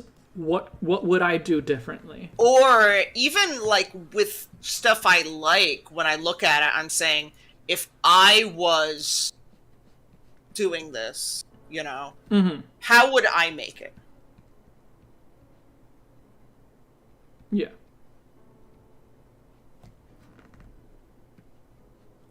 Like, I love Tangela, but it's like, if I was the one designing Tangela, how would I do it, you know? Mm-hmm.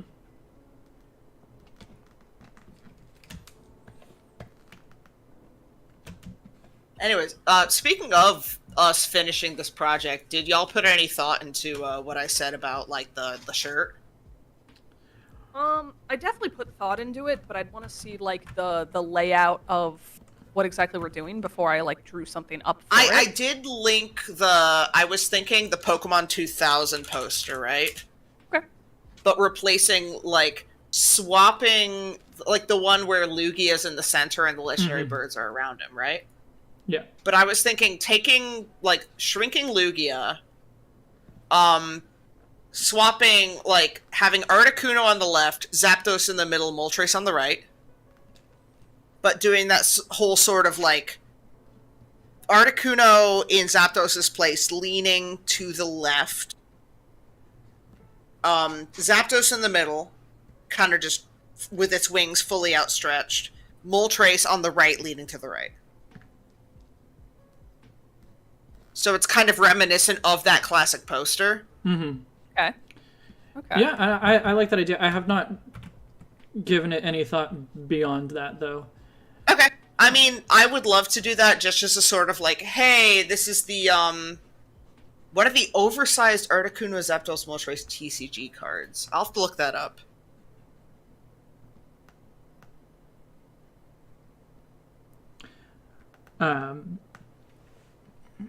No, I think it's a good idea for us to do whatever we feel like to kind of commemorate the end of the project. We've been doing this for almost 6.5 years. Yeah, I just like the idea of, like, the limited edition shirt. Yeah. Yeah, one of these cards does have some fun, like, artwork, but I like the Pokemon 2000 art because I feel like it would spotlight all three of them in a fun way. Mm-hmm.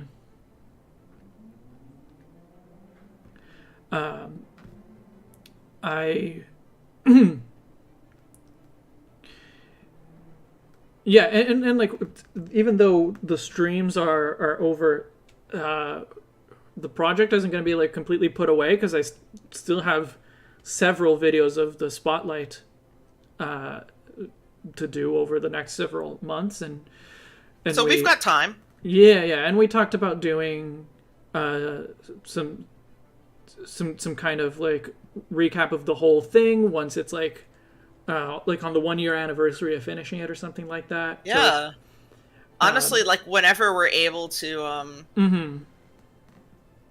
whenever we're able to get stuff like stuff done. I've got some commissions to work out and whatnot, but yeah. Whenever we've got time to work on it, we could just do, like, the limited run new 151 shirts. Mm-hmm.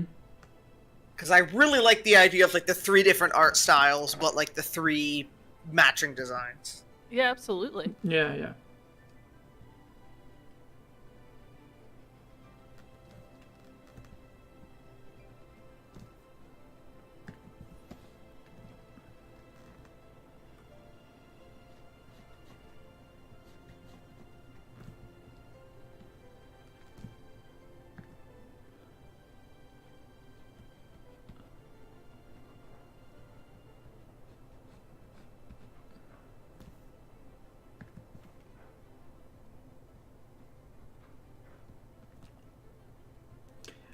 Speaking of commissions. Sorry, go ahead.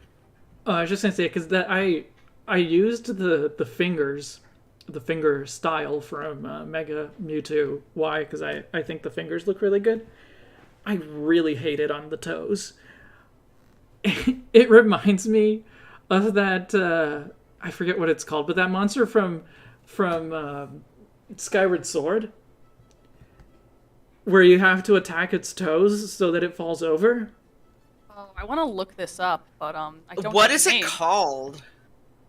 Because I've not played Skyward Sword. What is it called? It has like a simple like it has a simple name like Calamity, but that's not it. But it's a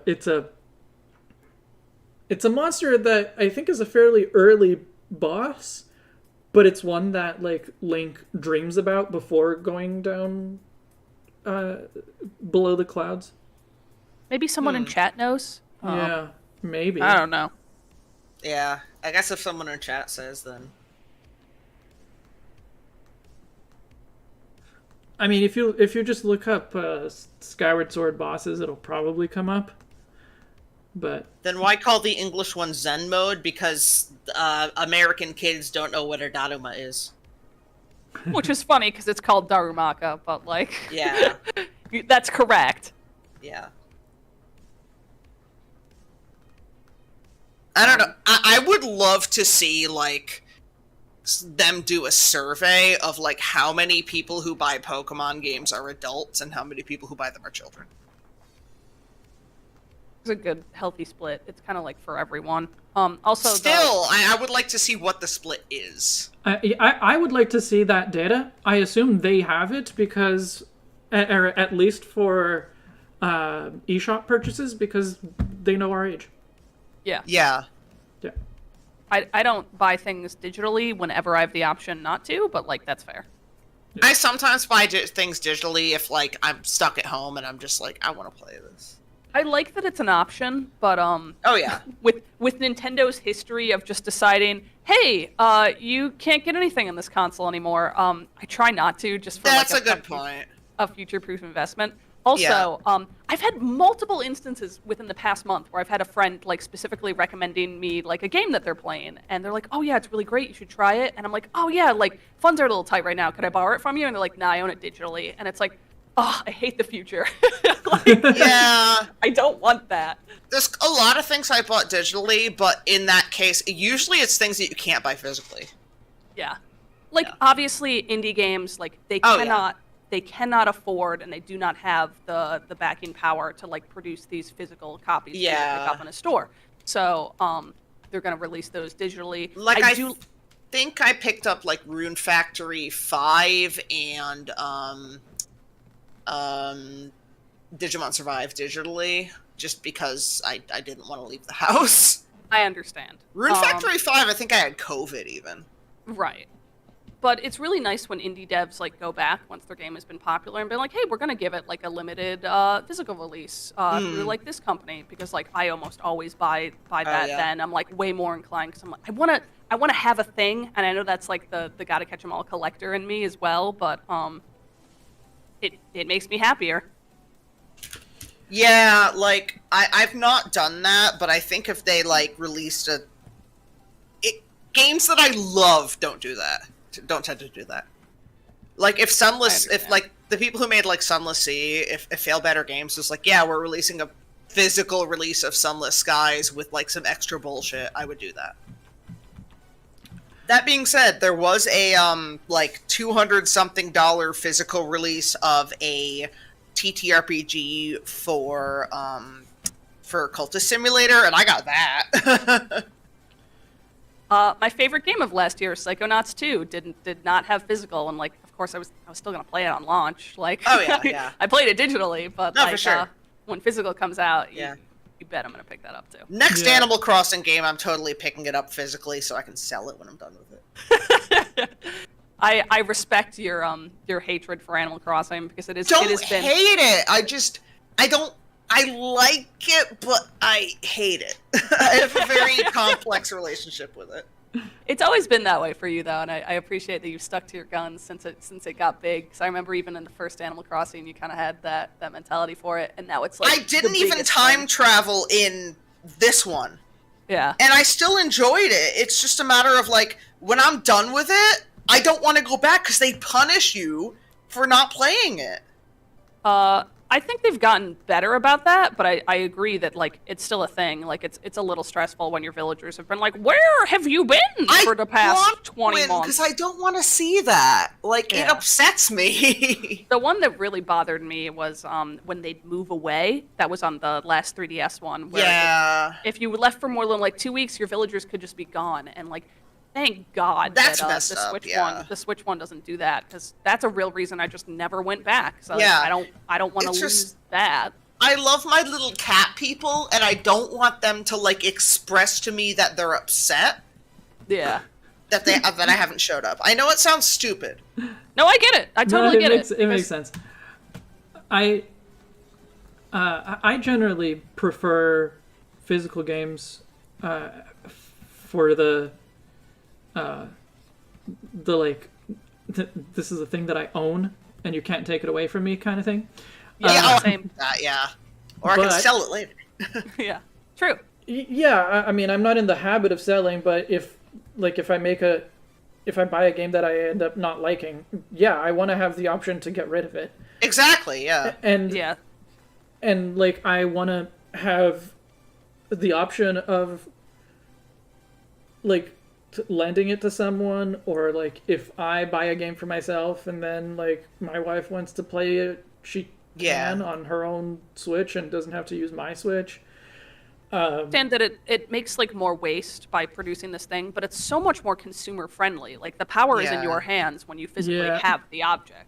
Yeah, but it is also more like the digital does have its conveniences too. It so, does.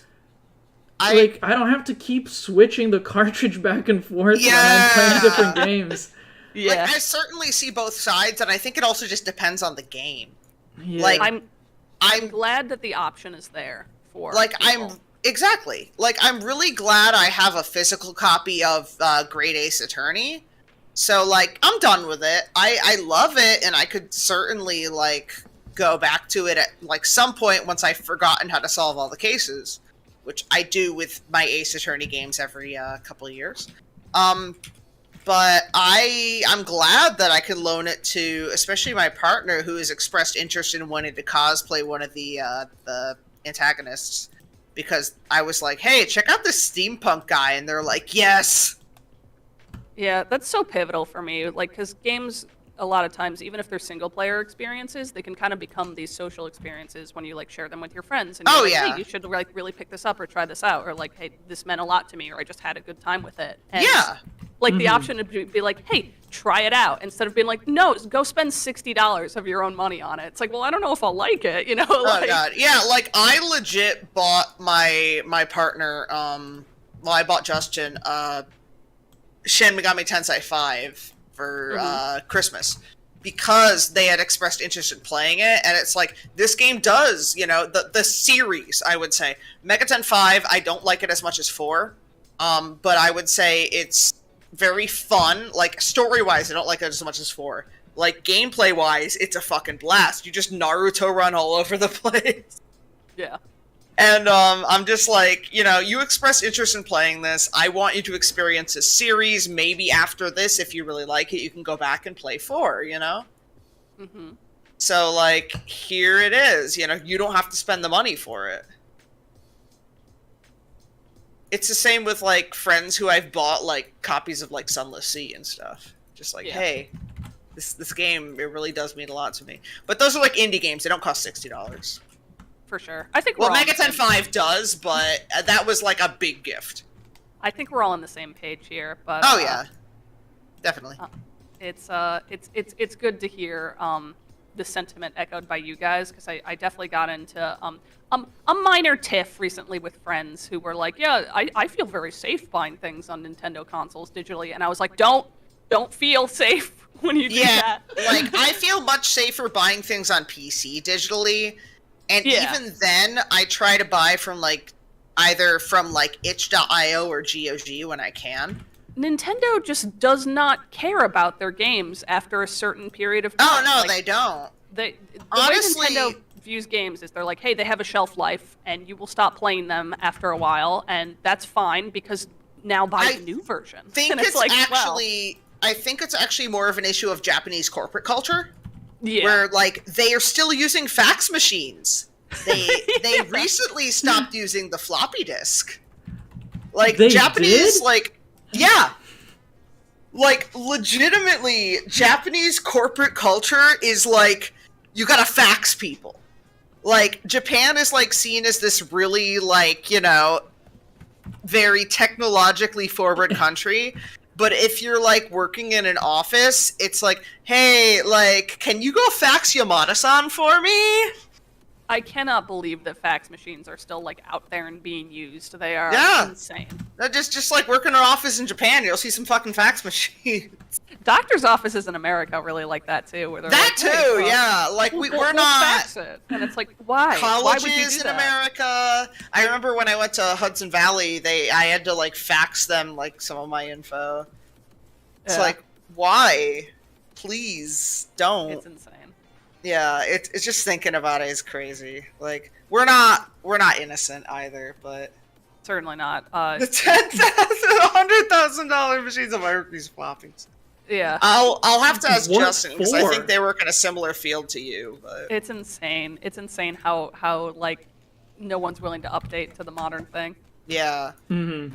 like there's still so many things that use XP, and I remember when like they finally stopped supporting XP, it was like places better stop using this because they're gonna get virus. I am. Oh my god, I'm so happy I don't have to fax anything on my job. But then again, I work in a customer-facing business, so that's its own issues. Yeah, you probably have other problems to deal with. Definitely, like, you sure I can't put this goldfish in a 10-gallon tank? My kid really wants a goldfish. Or like, I have 2 kids, I need to buy 2 goldfish. It's like, sir, your tank can only really support 1 goldfish and not even that. But I have 2 children! Can't they fucking share a goldfish? Teach them to share. Teach your fucking kids to share. Or buy a bigger tank. That's an option too. Yeah, but I don't want to spend that much money. I don't want to spend $100 on a fish. Like, sir, it's a living thing. I shouldn't even say sir. Most of the people who, like... A lot of the people who put forth this sort of thing are women as well. But, like... It's just... it's so annoying. It's like, I don't want to spend $100 on a bed of fish. It's like... Yeah, it's a living animal. Like... You are literally making its environment. You are making the place in which it will spend its entire life.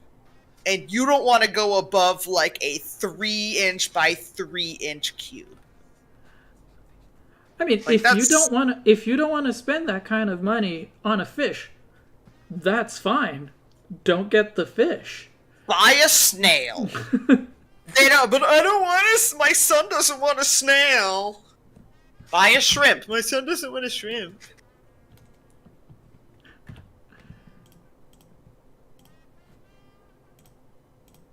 Oh my god, it's been good lately. I haven't had That's people good. like that lately. Like the last thing I've had that's been closest to that is someone who wanted like 3 guppies in a 5-gallon instead of like 1. Which is, it's doable. I just told her you're gonna have to clean more. Like, I told her you gotta clean every week if you have 3 guppies in a 5-gallon.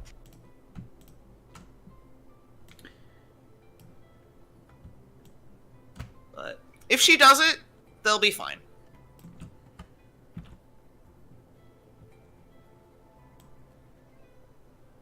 We got bingo at work this weekend though, so. That's fun. I get money if I get a bingo. Ooh, I hope you get a bingo. Yeah, I didn't manage to get anything today. I almost got the one that was like sell 3 animals.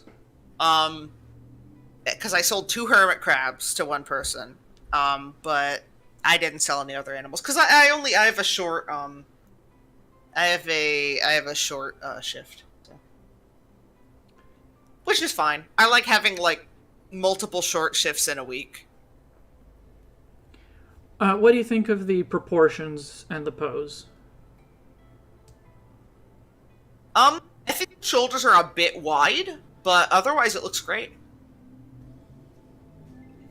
Okay, I can tighten it a little bit. It is supposed to be like the caul and not the actual shoulders.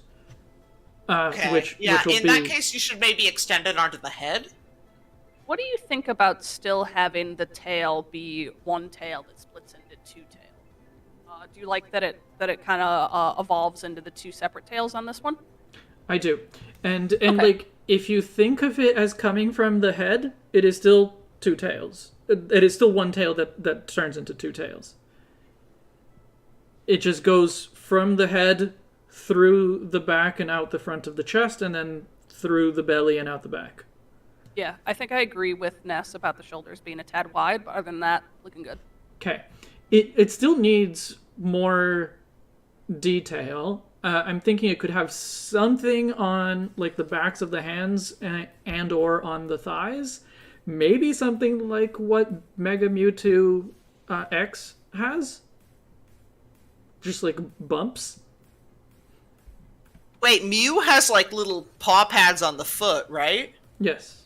What if you put like a bean, a little paw pad on the hand we can see? A big bean. A big bean! We were talking about beans at the beginning of the stream. Maybe it's a, maybe it's, meant to be. Like something on the palm of the hand? Yeah, exactly. Like the bean on the palm.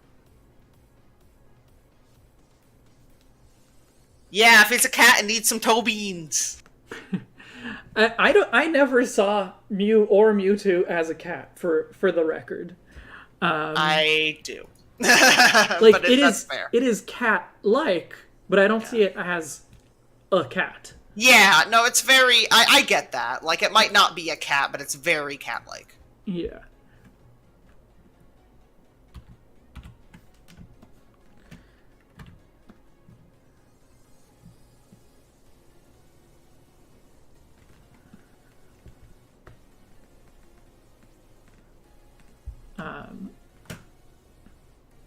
I'm just trying to think of how that would work with the way that the fingers already are.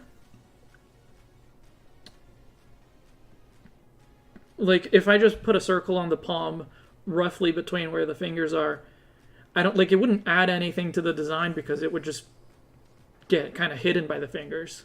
That is a good point. Maybe give it toes, though.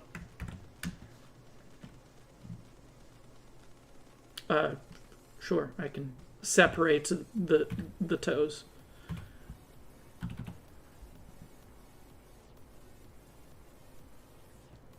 Yeah, like that's one thing I think is I don't know if you did that on purpose, but like giving it just like the little toe thing. Well, You know. it was kind of to make it look a little less natural, but Yeah, but giving it, I don't know, it looks a little odd. Just giving it the little feetsies, little pawsies. Mm-hmm. Makes it feel, I don't know, more real, I guess.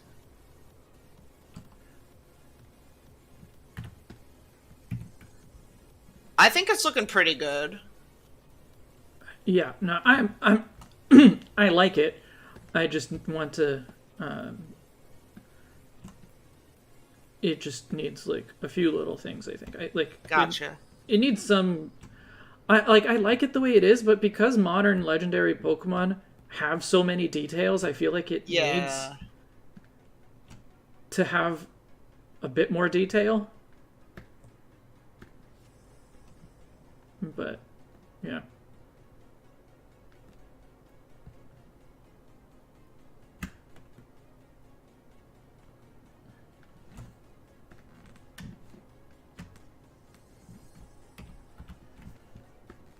Is that a little better for the shoulder?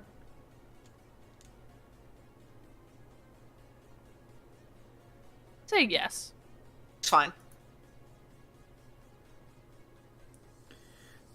the big toe blob. I didn't like it. I had it there for a bit, but I didn't like it. I like the one on the what's it called? The like bone on your ankle. But so like that bulb I like, and I'll probably make it the same color as the fingers. But I don't on the toes. It just wasn't working for me.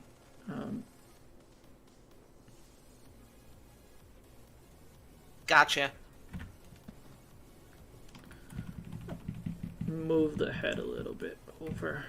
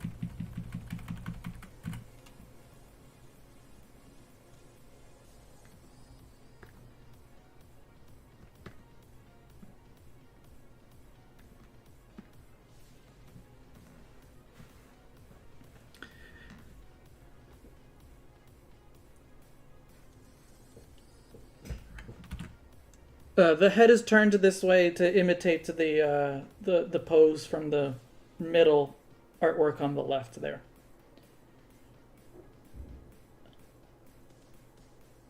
And yeah, it works for me. If I turn the head the other way, it'll look pretty static. So Yeah, I think this one's a bit more dynamic. I think the head in the pose you're referencing might be a little more aggressive by the way it's tilted down more. But yeah, I which don't is think part of the you reason have- I just like moved it over more to kind of emphasize that turn a little bit more. But yeah, I can try turning the head more downward and maybe a little bit more forward. Yeah, I think the big thing that will do it is just the position of the eye. I think the deep slant on the top of the eyelid for that one. If you add that to yours, will make it look a little spookier. Yeah, I'll try redoing the head a little bit.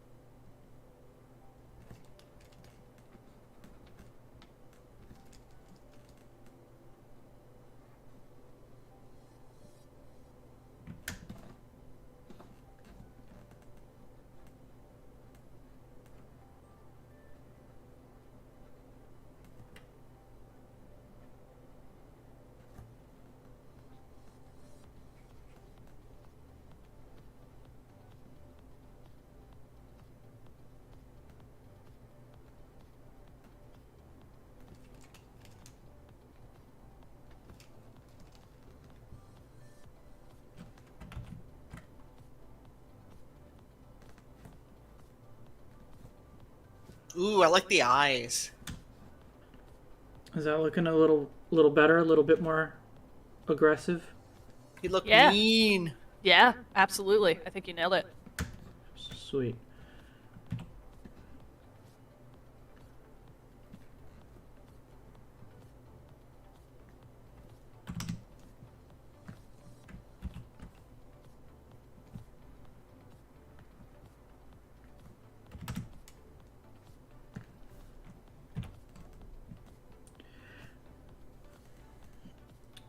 What are the colors I'm planning on giving it? I like the colors from the middle art as well.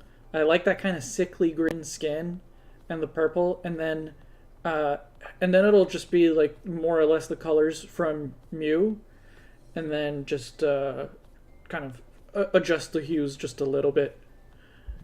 Ah!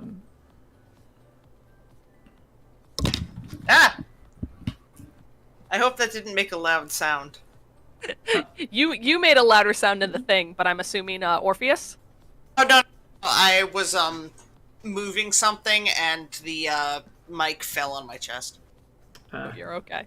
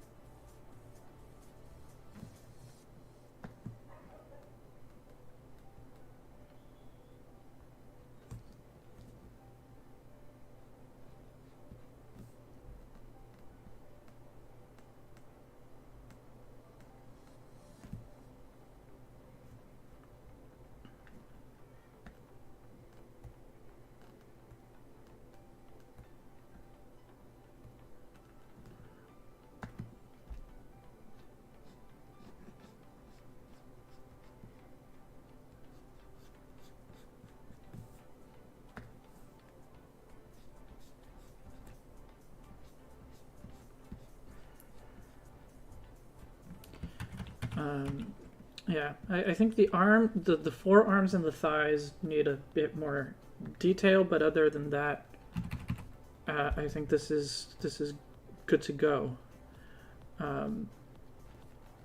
What's a good way to add some detail to those limbs?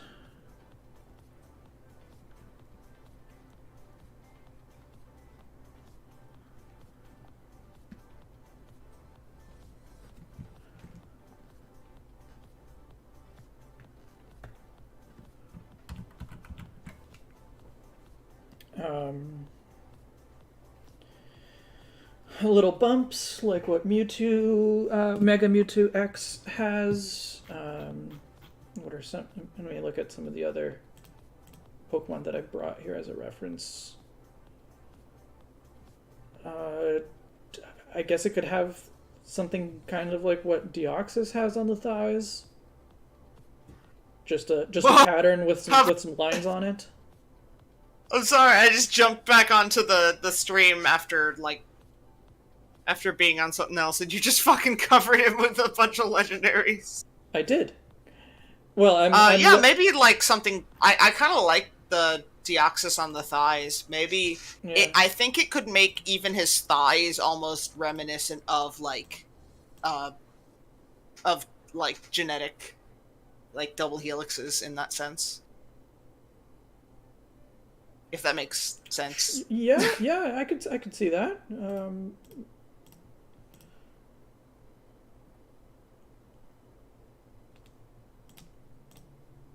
Yeah, I'm just trying to think of ways to put more details on the thighs and forearms, but probably the Deoxys approach is a good one.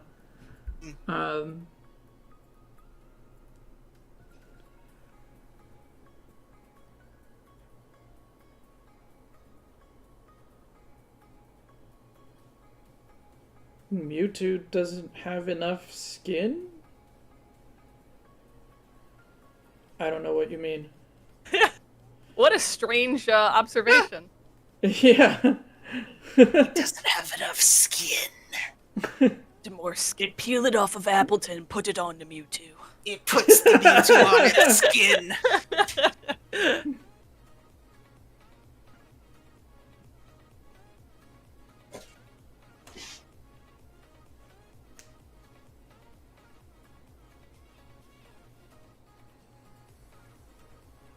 It was a question? Was it a question? I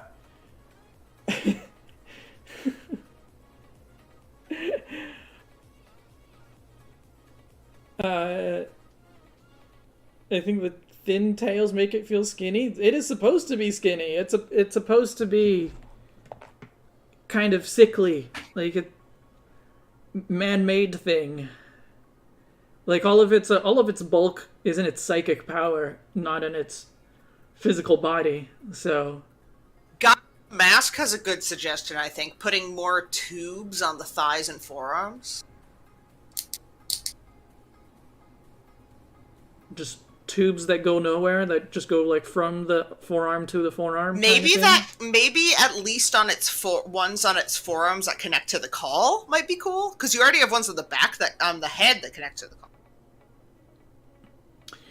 Yeah. Well, my the way that I was picturing that is that it's all one.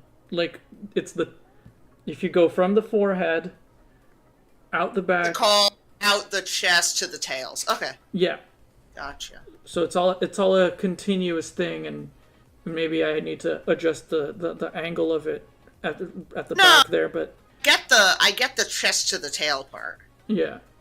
Oh yeah. That part is clear. I want to make sure that it's also clear that it's going to the head, and maybe when I put the colors on, Yeah, and I you'll was see going that to it's say the when you same put colors. the colors in, it'll be more obvious. Yeah. But I mean, I think he looks pretty solid as he is now. I'm just suggesting stuff.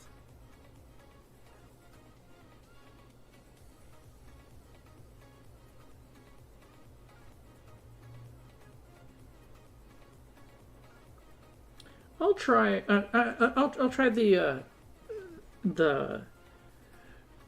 Deoxys-esque, double helix-esque thing Markings, that you suggested. I think that could work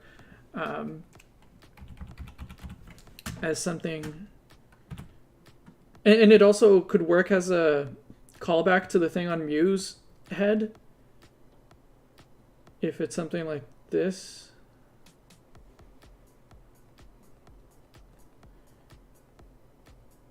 And it can just be like one solid color. It doesn't need to have two different colors on it or anything, but Yeah.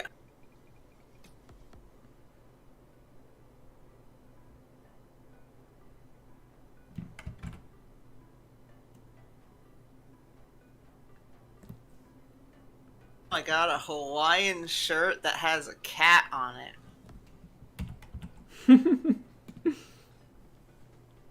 And you can upload your own cat.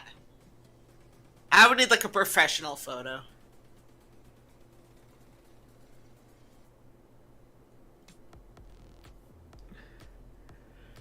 it doesn't make sense for Mewtwo to have megas at all. I agree. It makes no sense. Yeah. All right, I'm pretty happy with this. Like I'm most just gonna legendaries shouldn't. I'm just going to do a cleaner version of the tails, and I'll just kind of hide some of the duplicate lines here. I think I can just put the colors on it and Lucas, I don't think he's gonna get markings like the starters. It doesn't really make sense. Karen, it does make clones? sense for No. some Pokemon to have megas. I will fight you on this.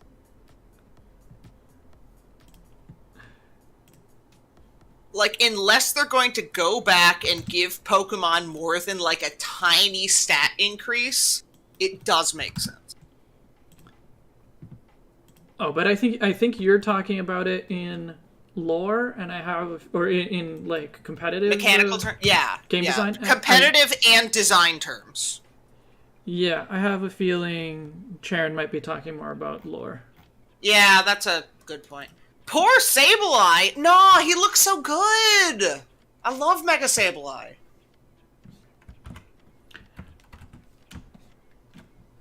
I wouldn't say I love Mega Sableye, but I appreciate it. It's so fun. It's such a good design. Yeah. Yeah, but like Pokemon that like are I'm not fighting you with Dynamax. Fuck Dynamaxes. They could have just been Megas. The Gigantamaxes, I mean. The regular like Dynamaxes, I just think it's a dumb mechanic.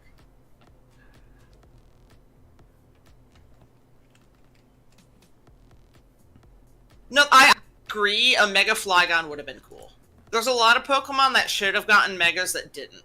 Obviously, I know they can't fix every Pokemon, but like... Okay. Gen 3 got a remake. do you know what Pokemon has the lowest stats of any fully evolved Pokemon? Delcatty! Who should have gotten a Mega in the Gen 3 remake at the same time they were doing Megas? Delcatty! Yeah. They really don't care about Delcatty, huh? I don't think Delcatty's ever gotten anything. No, Delcatty's never gotten shit. And it's like, yeah, you have the absolute lowest base stats of any Pokemon that's fully evolved. We don't fucking care. No, Megas make weak Pokemon better in competitive, because they're actually fucking used. And there's more stuff they can actually do.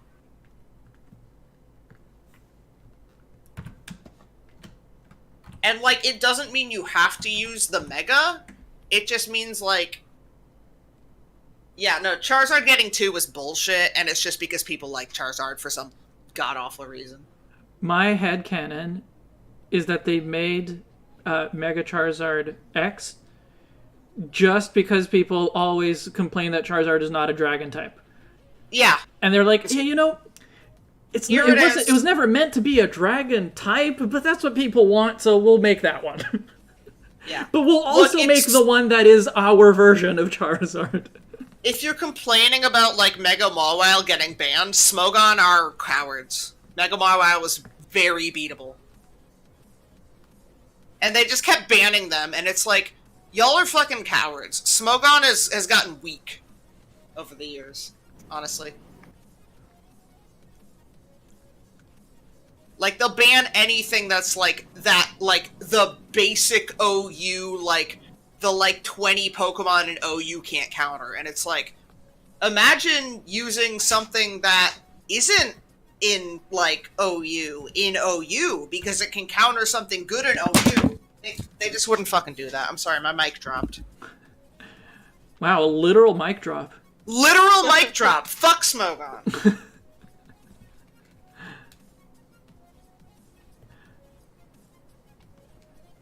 I appreciate that they make fan-made formats essentially that you can play in if you want to, but I also don't. I don't know. Yeah, I feel like they're good for less used Pokemon because they're able to make formats in which they can thrive. Mm-hmm. But ironically, in the formats that are most popular, they make them worse. Yeah.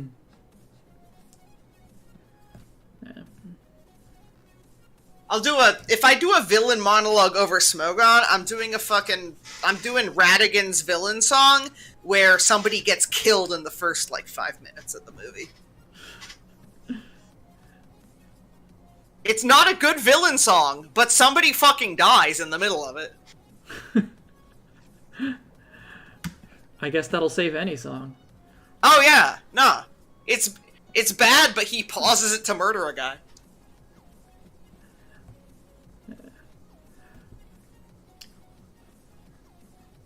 What I would really like to see for competitive stuff in the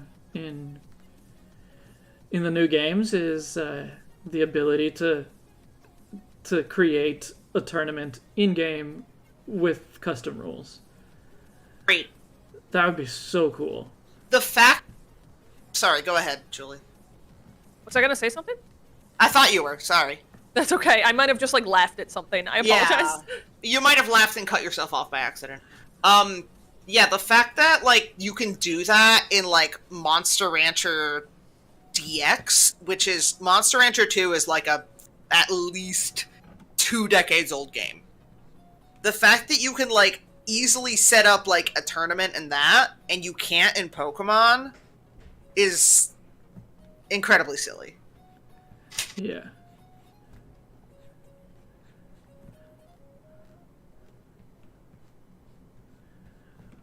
I want to do, Final Destination, no items in Pokemon. I love the idea of being able to set up here's how this is here's a couple basic rules. Now you can maybe you can ban certain Pokemon, especially now that they have less Pokemon, that's probably even easier to do. I mean, I think it probably doesn't really matter how many Pokemon there are. You Still, yeah, it would make it visually easier on the GUI. I mean, sure, but like Yeah.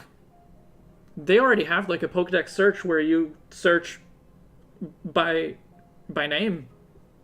Regular, it's just a list of every Pokemon. Yeah. I agree Smogon is dumb for not having an item clause. I think it forces people to be more creative in their choices.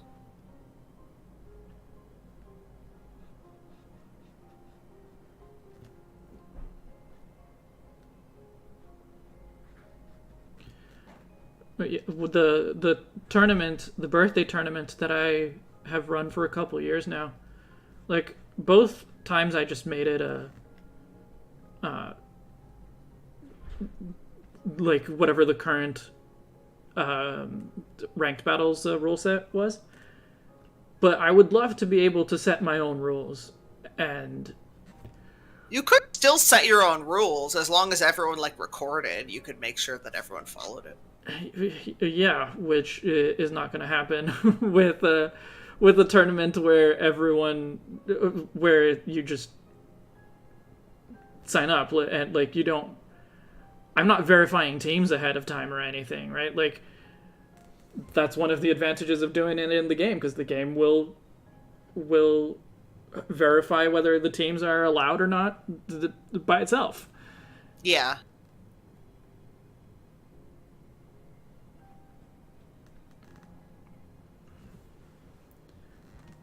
So just let me set what the rules are myself and not have to rely on the rules that you came up with.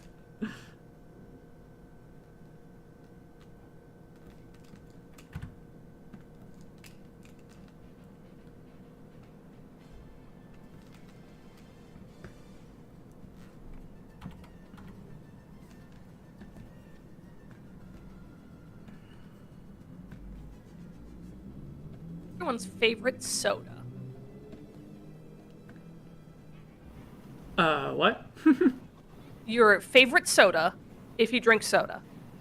Oh, my favorite soda. Okay, I heard Soda. you say what's your favorite soap.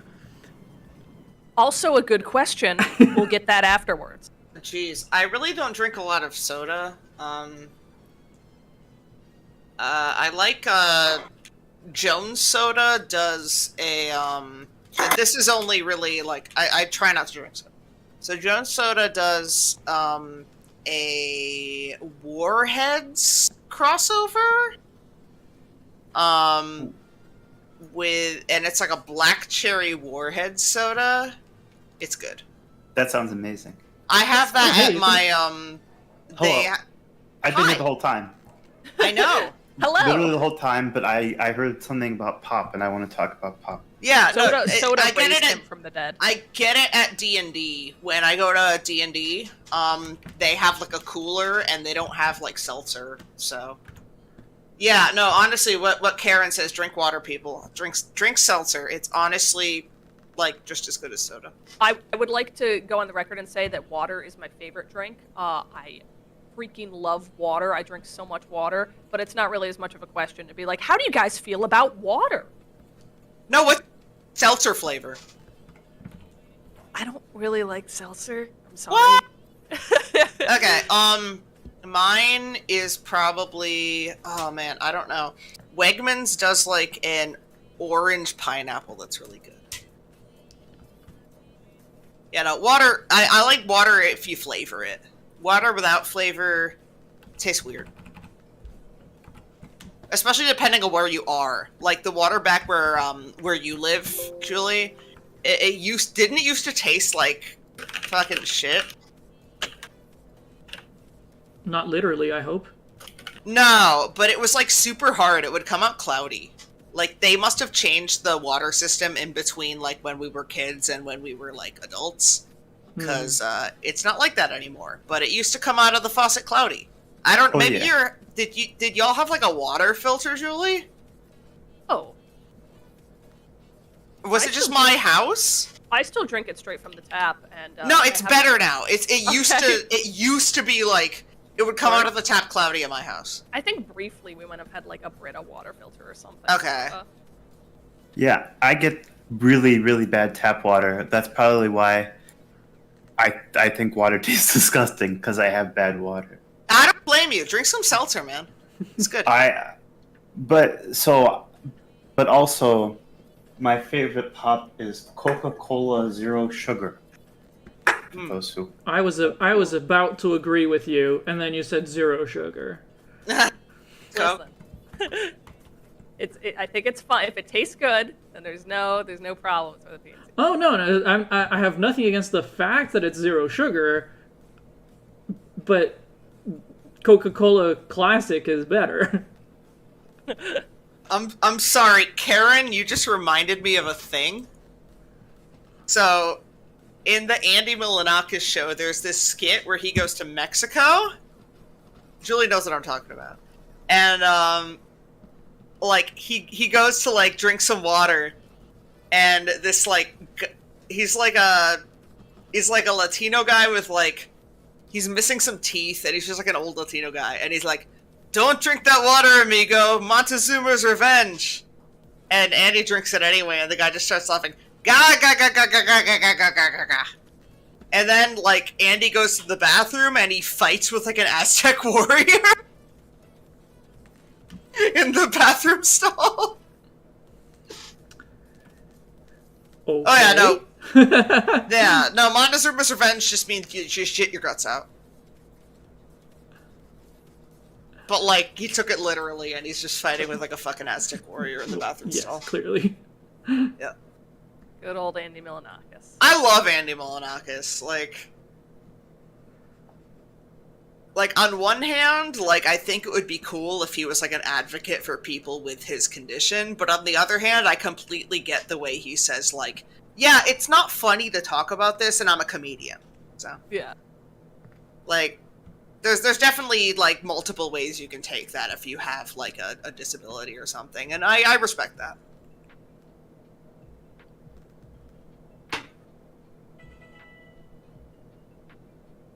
But yeah, water here is safe. It doesn't taste great, but it tastes alright.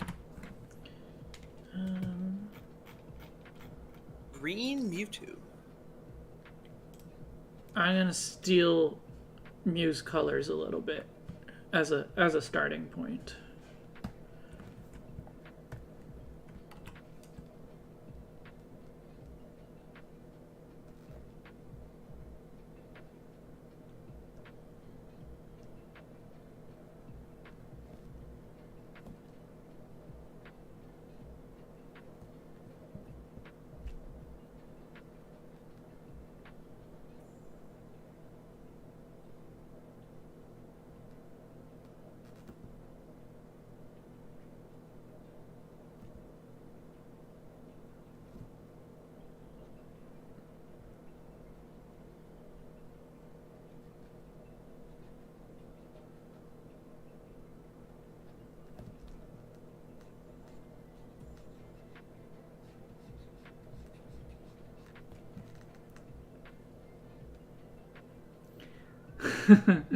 Steel or clone.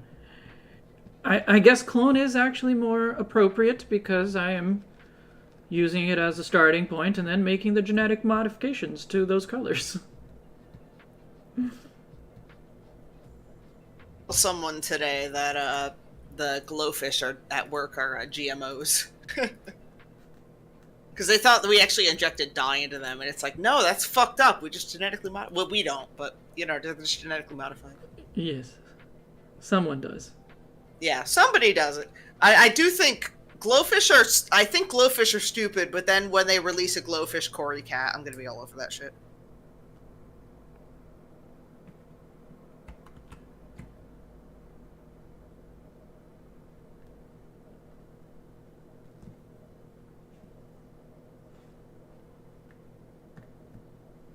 Alright, let's clone Mew's other color now.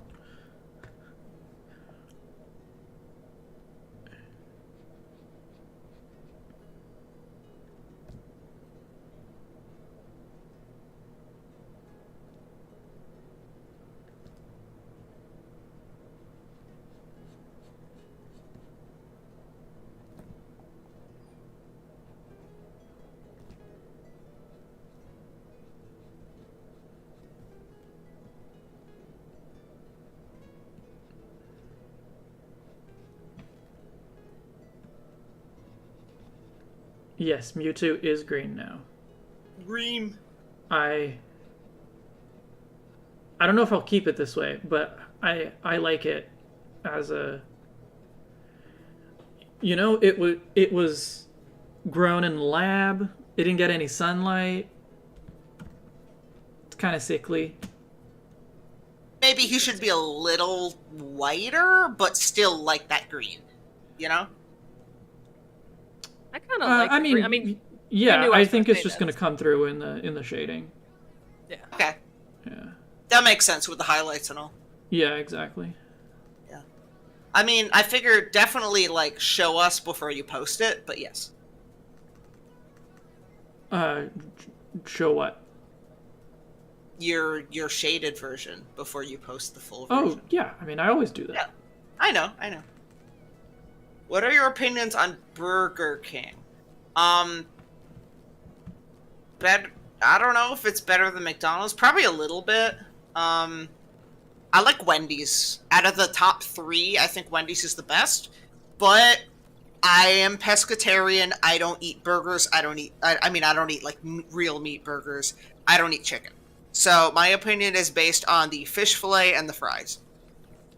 Oh, and the Frosty. The Frosties are good.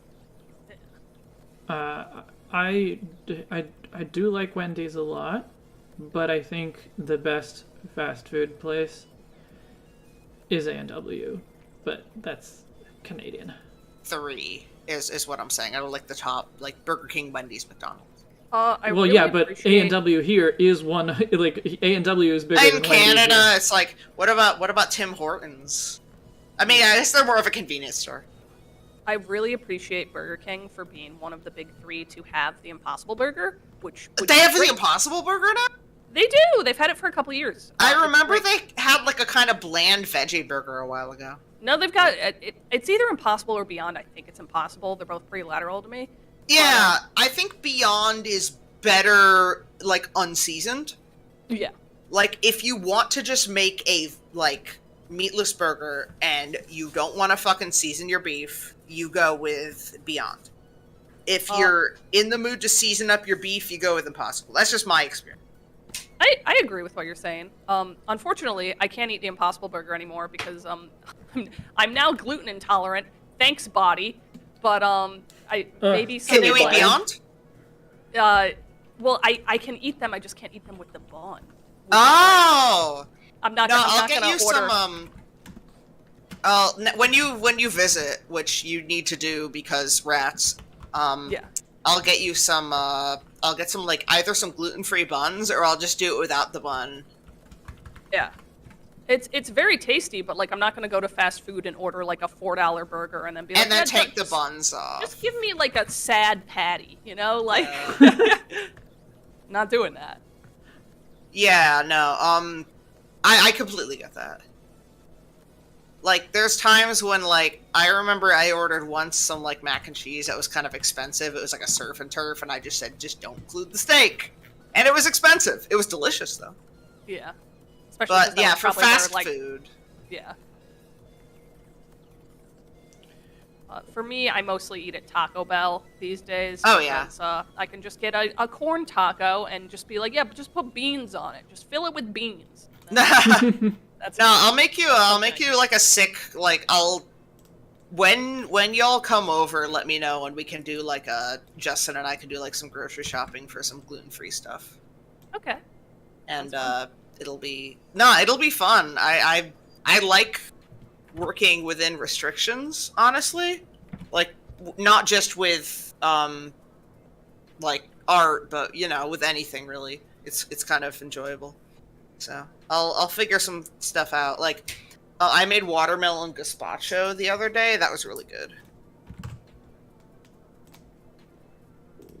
It's gazpacho, but with watermelon. It's got like feta cheese on top. Very yummy. Yeah, no, the kind of solution to life. Just stuff it with the beans.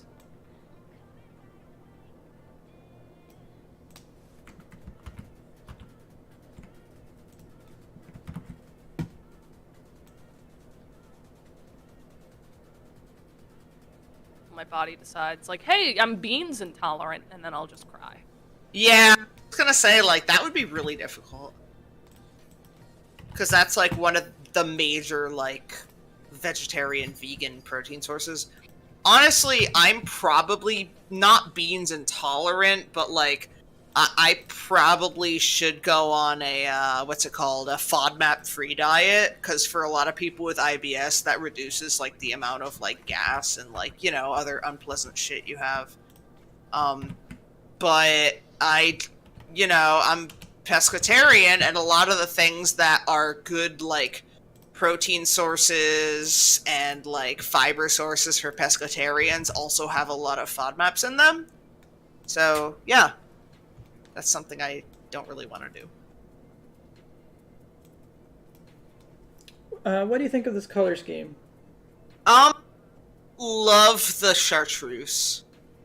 Or the peach. Basically... Oh, yeah, we switched it back. Oh, yeah, no, it's just...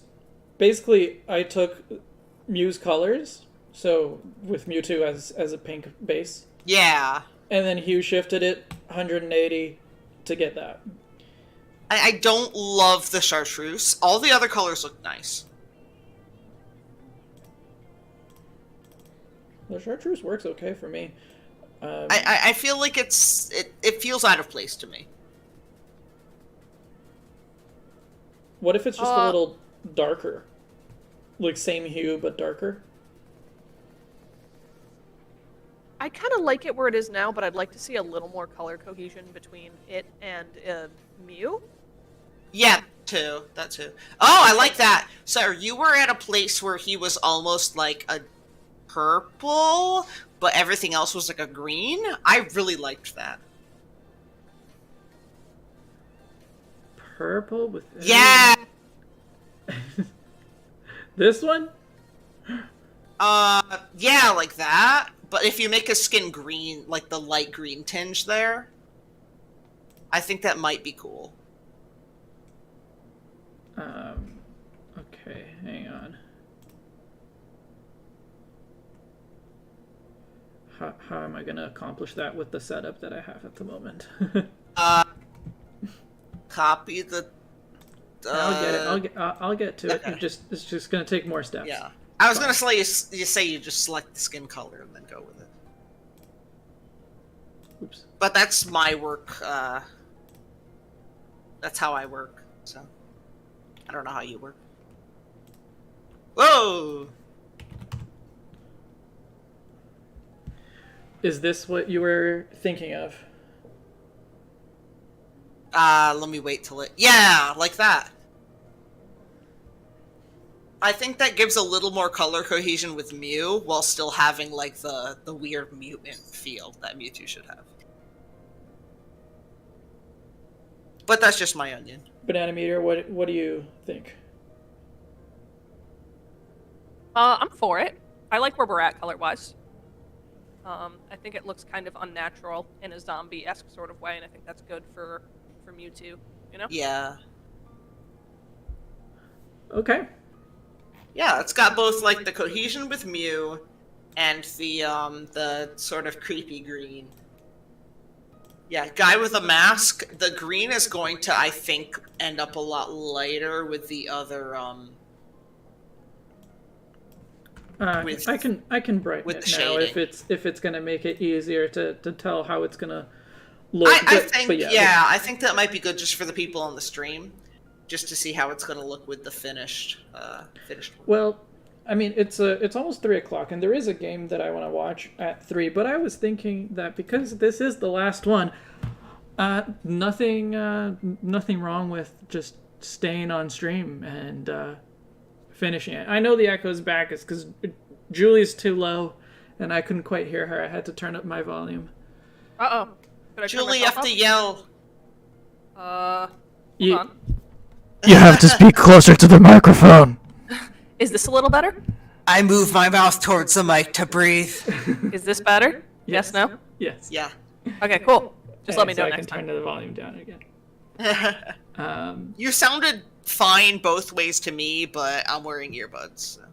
Yeah. Yeah, I turned down my volumes to reduce the echo. So, Okay.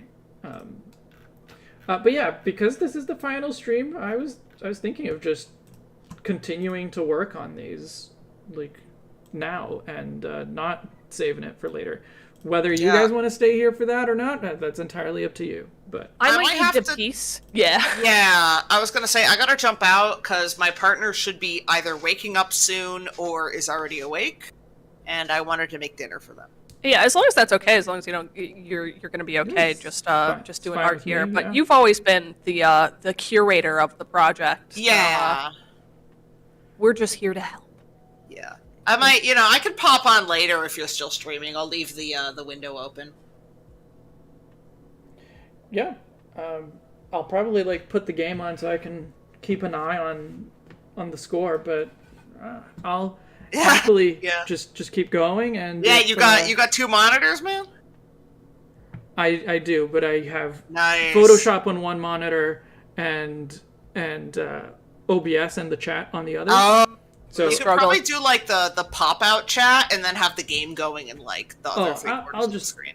I'll just do it in my on my phone because I yeah. have the app that I use to watch it. I have it on my phone. So All right, sounds good. Well, it's been good. Yeah. I was very happy to be a part of this project. I know I didn't join until like halfway through, but Still. I should have been on it earlier. 'Cause, Yeah, you really should have. it was really a fun time, and I remember you said to me one time, "Oh, I wish I could contribute to this project," and I was like, "Why didn't you tell me that before?" Yeah, it was literally just me and Libris being like, "Let's do this," and like, Spooky Ghost was like, "Yeah, that sounds like a fun project," and then like never contributed. Yeah. the way that I saw it is I was like, oh man, this is kind of like Libris's and Infinipede's thing. I don't really want to like take that away from them. So like, I mentioned in passing like, oh, it'd be cool if I could be on it too. And Libris was There like, were- why are you not? Yeah, there were literally Pokemon I did not give a fuck about that you should have done. Yeah. Honestly. Well, what can you do? Yeah, I hey, think in the end we worked it out. probably in a couple years we can do the like redesign each other's redesigns kind of Yeah. thing. Yeah, why And- not? I think that Still, would be I'm- fun. Yeah. I would love to jump into other live streams with you, Libris, definitely. Yeah, absolutely. I don't want this to be the end of my involvement with the Libris channel. So hopefully we Yeah. can do other projects together in the For future. Yeah. sure. And like I said, I'll see if I can connect you with Karn for like that Digimon stream in Sure. the future. Yeah, my stream plan is basically like I decide every month what my art stream is going to be for that month. And so, especially if you have a specific idea, just let me know. Well, we can do it. Yeah, absolutely. Yeah, I'll see if I can get Karn on board. I know I'm not even like a fucking patron of Karn. I should probably become a patron. But I'll see if I can be like, hey, is this something you'd be interested in? Because he did the new starter Pokemon as Digimon, Right. and he usually pays artists for their work. So like, it could be something that might work What? between you two.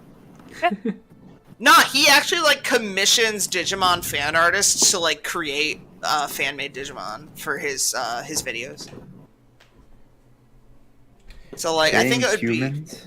paying people for art. I'm joking, by the way. I know, I you know, know I'm I joking. know. I know you know I'm joking. I get that. Yeah. Yeah. I I'm didn't gonna used take to. this. I'm gonna take this opportunity to go stuff my face with mac and cheese and play Splatoon 3. But That sounds delicious. it's been good. And good luck finishing these up on stream. Yeah. Imagine paying artists. All right, bye guys. I say as I'm Bye. committed. Bye.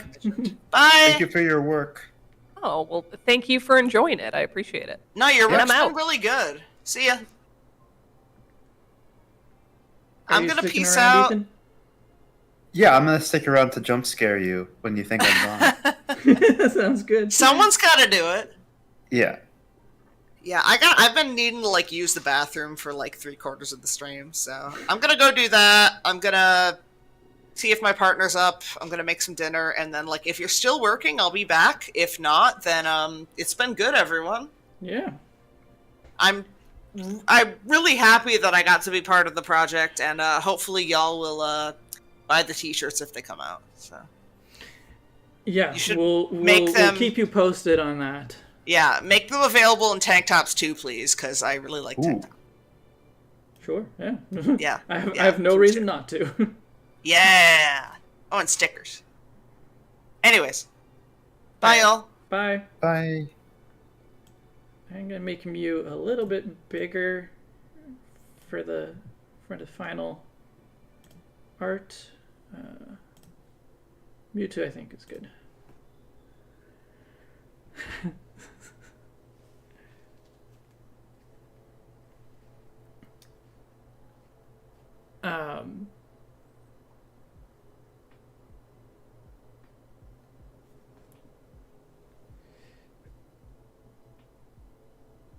Yep. All right. Let's. You're all alone now. Wait. Are you not here? I can't answer that. Oh, I remember seeing a message from Sharon earlier. The shoulder thing looks like the bubble is ruined and hanging all crumpled. Was that intentional? Yes. Yes.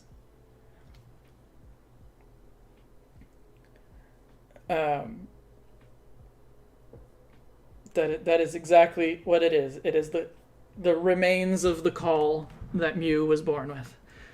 All right, let's do Mew first. Just because I already did Mew first anyway.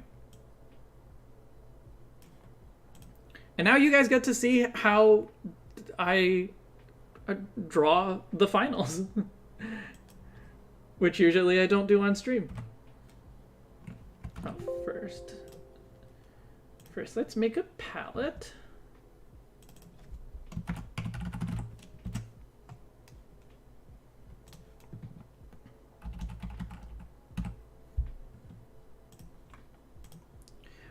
Why doesn't Mew come first in the Pokédex, do you think? Like in an in-world explanation, because obviously the real reason is that Mew was not actually planned to be a Pokemon in the game, so it wouldn't have a dex entry. But why do you think in world they would put Mewtwo first? In world, proof of Mewtwo's existence, like clear evidence of it. Is it Mew? I know in meta it's mythical, but who in universe has even seen Mew? In the people who created Mewtwo. Oh right. That's the thing, right? Like, if whoever created the Pokédex knows about the existence of Mewtwo and enough to write about it, then they would know about the existence of Mew. Even if you think of it as the protagonist writing it, the protagonist knows about the existence of Mew because they read about it in the journals before But even to clarify, meeting Mewtwo. In Kanto, Yeah. was Mew in Kanto? I mean, it was a mythical, right? So, no question mark? Because what we're talking about is the regional decks for Kanto in universe. Yes, but also the national Pokédex, but yes. So I assume is Oak the author? That is not explicit in the games. So some Okay. people think of it as the protagonist writing it. I think that makes a lot more sense. Yeah. And the protagonist sees Mewtwo first, I believe. But it's not always in order of viewing Pokédex entries. Yeah, if it was... Like, if the Pokédex was written by the protagonist, it would make the most sense for it to be in the order that you encountered it, right? It's relatively close to that, though. Like, if you were to point at or look for a reason generally for why generally it's generally done that way, it is like it starts Route 2 or sorry, you see what I'm trying to say, right? Like, Yeah, no, I get it. But I think if the lore was this, you are writing this Pokedex yourself, it would make more sense for the Pokedex to just actually be in the order that you and personally encounter it. in each individual game, or Yeah, it would just be sorted by meeting date instead of by an arbitrary order. yeah, that's fair. That's like Have you looked at the Pokepark 2 decks? I mean, I think I did when I played that game, but I don't remember it. So like Piplup oh sorry, I meant to say Oshawott and Duat are like several pages away from each other Right. because you don't see a Duat until you get to the plaza thing, right? Yeah. So the families are separated, which I think is interesting. It kind of shows how they look at each other differently, but that's something for a different day. Mm-hmm. Yeah, no, because that game is like, that's more of it's not a Pokedex so much as it is like a friend list, right? Yeah, or a journal. Yeah. Yeah. So it makes sense that it would be in the order that you meet those people, because you'd be like, hey, you're my friend now. Let me get your number. Mm-hmm. And so your Rolodex ends up being in the order that you meet people. I would not want a Watchhog's number, but I understand. Well, Pikachu wants Watchhog's number. Yeah. Of course Pikachu does. Always trying to... Pikachu's a people pleaser. Yeah. A Poke pleaser. He would never tell someone else that he doesn't want their number. Yeah.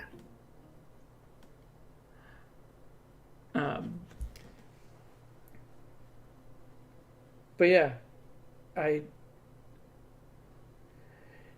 if it was like Professor Oak wrote it, or like Professor Oak is kind of like Laventon, like sorting through the data and coming up with the Pokedex entries, right? If it was something like that, I would accept it as well. But then again, why is Mew not placed first? Because by the time you meet Mewtwo, you've already found the journals that talk about the existence of Mew. Right. Yes. Fair. Yeah, so I have a hard time coming up with an in-game or like an in-universe reason for why that's the case.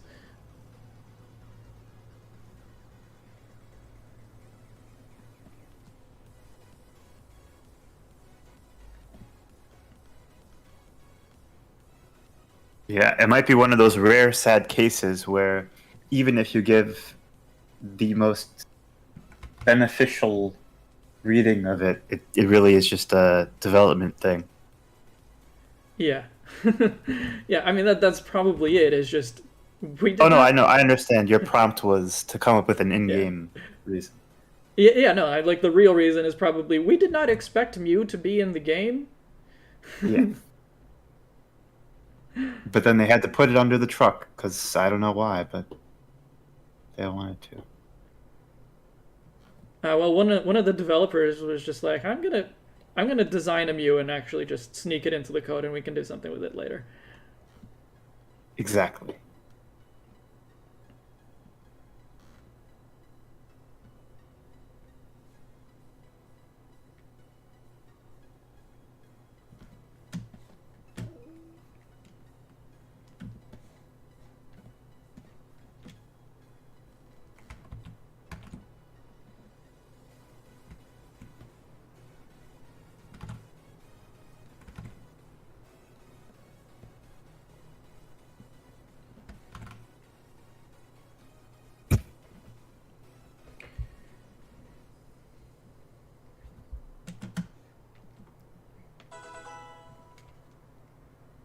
most people would be getting a glaring blank space in the dex if Mew was 150. I mean, yes, but that's an out of universe reason, not an in universe reason. Like, most people are also not going to meet Mewtwo or Dragonite, so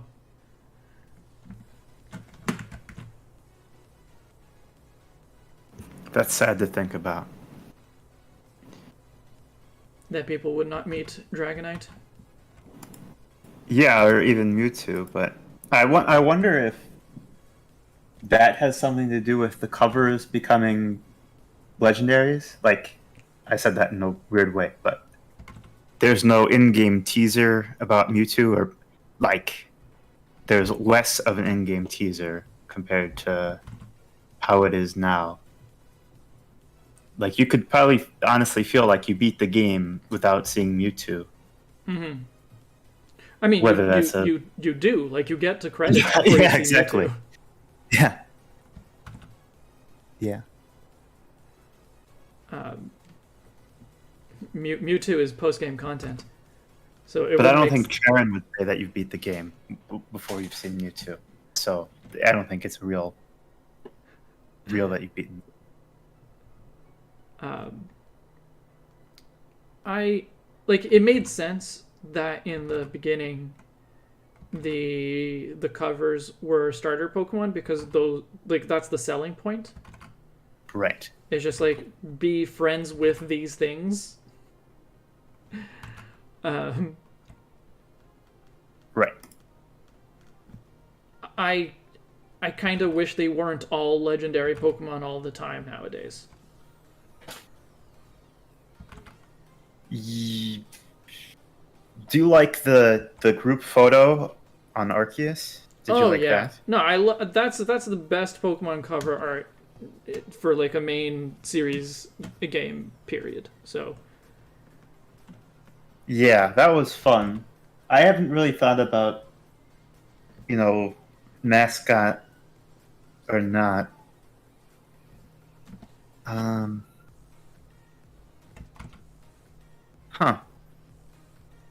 Kind of lazy design.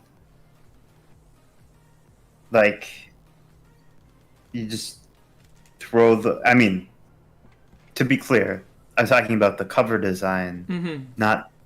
I'm sure. I mean, I know a logo is not easy to make, and obviously the character design, but those exist separately from the cover.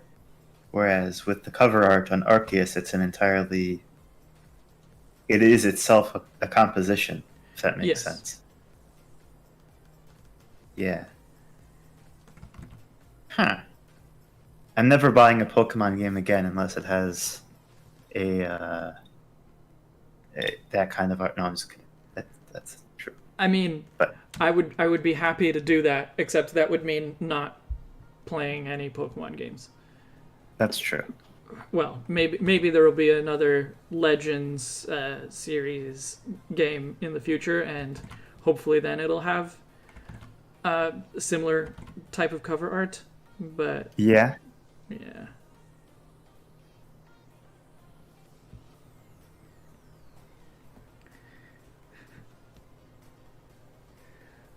Hey, Ani boy. Yeah, I mean, we are done. The design of Mewtwo is also done now. I'm actually just doing the final art on stream just for the sake of hanging out longer,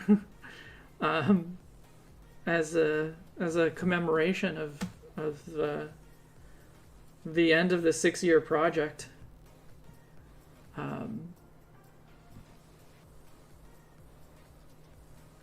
But yeah, it's over. Like, not completely over, because as we were saying earlier, there's still, like, spotlight videos, and we're probably gonna do a recap towards the anniversary of the completion or something like that. But so it's not like we're gonna just, like, forget about it. And potentially some commemorative merch as well. But You know what you could do? Oh, this is not in your character, but it is in mine. Have like a dono goal, a donation goal, to unlock new 251, whatever the Gen 2 number is. Or the new 251. Yeah. yeah, that's what I would do. Because I'm sure you're going to get that question every time you open your mouth about the completion of new 151. I mean, we already get that question all the time, so Yeah. I think, like, the thing for me is that I just want to be done for a bit. You know? Yeah. It's been 6 years. Give me a little bit of a break. Okay, a little one. No, I'm just kidding.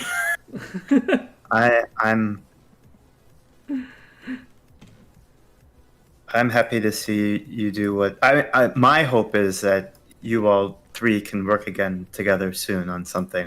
Whatever that is, what you guys want to do. That is my hope. It sounds like that'll happen. Oh, that will happen. I'm just not prepared to commit to another long-term project at this time. Mm-hmm. Not to say that it will never happen or anything. Just not yet. Mm-hmm. That makes sense.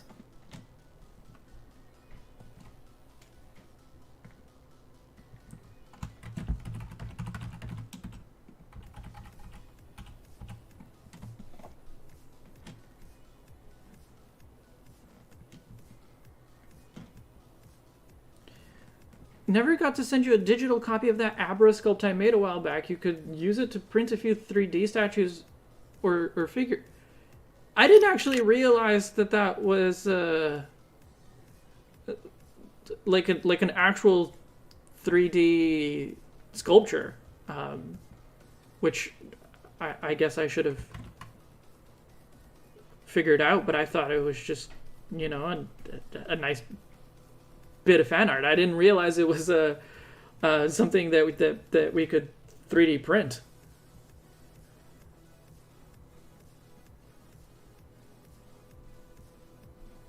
I would certainly like to have a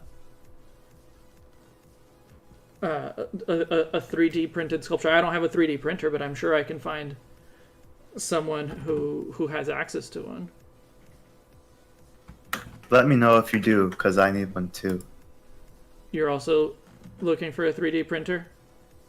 I'm also looking to not have to buy one, but yeah, use it.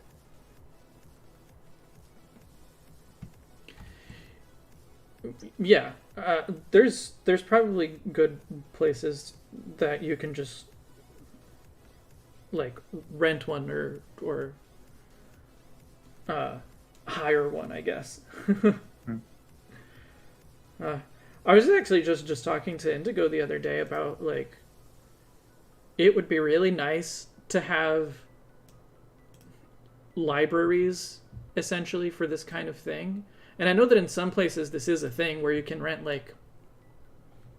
oh, am I still live? Yeah. Oh. My camera went all wild. My camera was frozen, but I think I'm still alive. I see you on YouTube waving your hand and looking like you're wondering if you're still alive or not. Okay, so, good. Yeah. Yeah, no, I just noticed my camera stuttering a lot, so I was wondering if there was something, if it was being a problem. Anyway, so I know that there are places where you can rent power tools, for example, at the library. Uh-huh. And it's just there is so much that kind of library approach would be perfect for. Power tools are one. Most people aren't going to use power tools all the time, so you don't need to have one. even like small kitchen appliances, like a pizza oven or like an ice cream maker. We have an ice cream maker. We use it, but we're not using it most of the time. Like if it was the library that we just like went and got it from, that would be perfect. And Right. A library for like a 3D printer? That sounds perfect. Definitely would be a good deal. Give all kinds of people access to this sort of technology.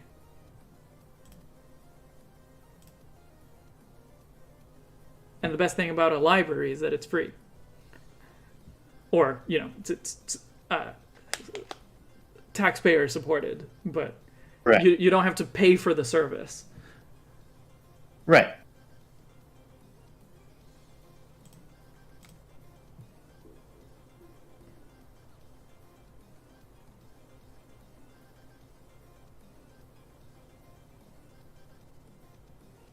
I actually don't have a functional printer, and I do my printing at UPS store. So I definitely am used to the communal printer thing.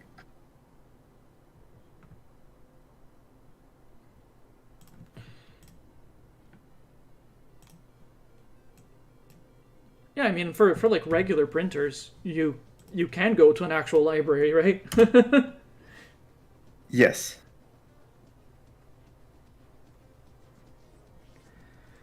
So it's just expanding that concept. Can you? I don't know if the ones that I've been to you can. Oh, I mean, most public libraries that I'm aware of have computers and printers that you can use. That's very good. Yeah. Like, if you needed to go and print, like an entire proof for a book, like if you needed to print like several hundred pages, that would probably be frowned upon. Yeah. But if you need to go, like if you need a place to print your resume to apply to a new job or something like that, library. Uh-huh. Yeah. Okay.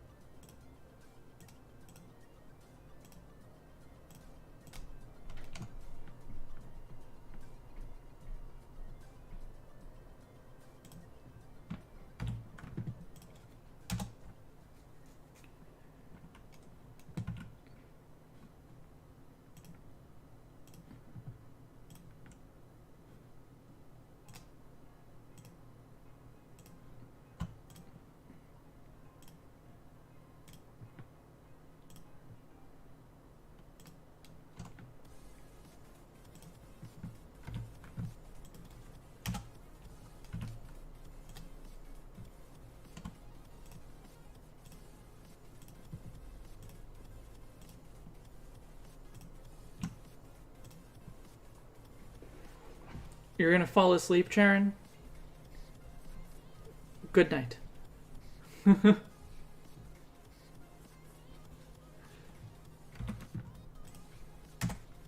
I'm sorry that the stream is not interesting enough for you.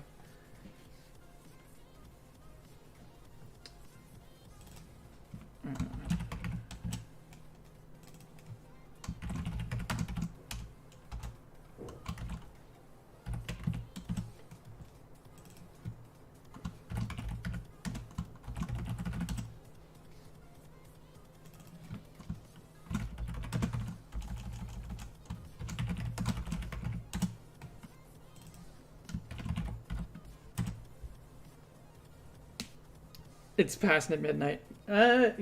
Okay, fine. Go to sleep.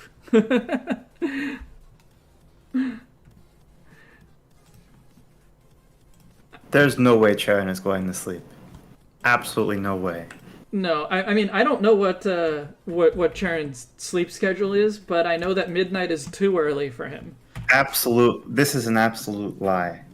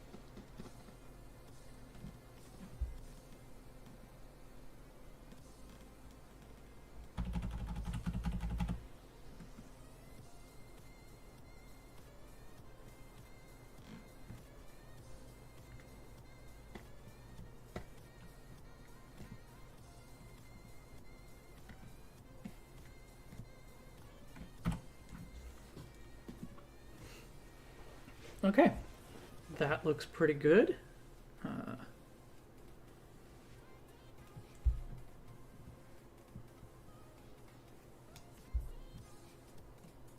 Oh, right, I need to do the transition of the tails from pink to body color. Do it like this.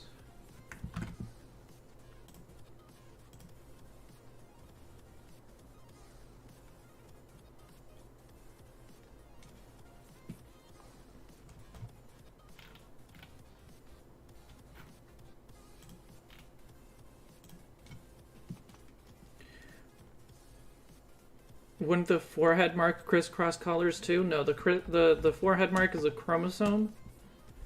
At least that's how I envisioned it, as a chromosome, not as a double helix. So the chromosome, the two parts kiss in the middle, essentially.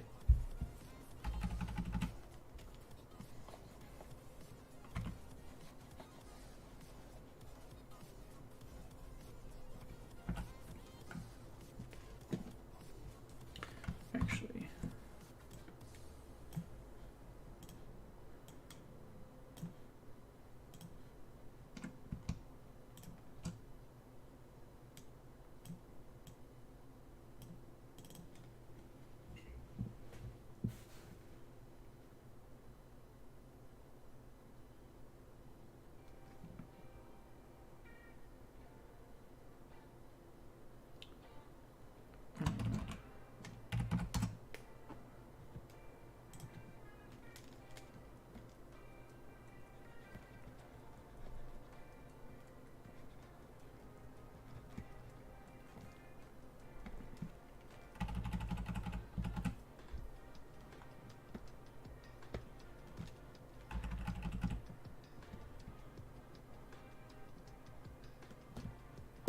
all right, here we go. That looks good. And I can do the basics of Mewtwo now. Let's get this and this back on.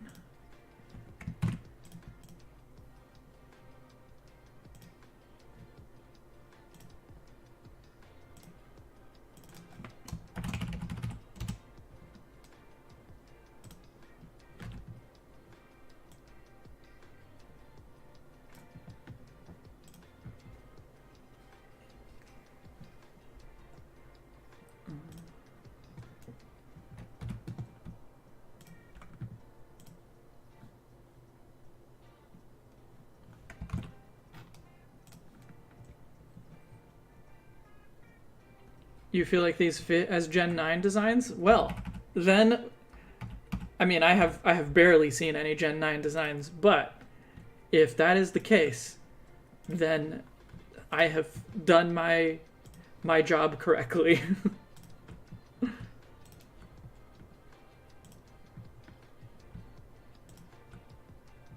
I can't confirm that there will be Pokemon in upcoming Pokemon games for legal reasons, but I agree with the statement. Oh, really? There might not be Pokemon in the games? If there were Pokemon in the new Pokemon game, then they might look like that, yeah. I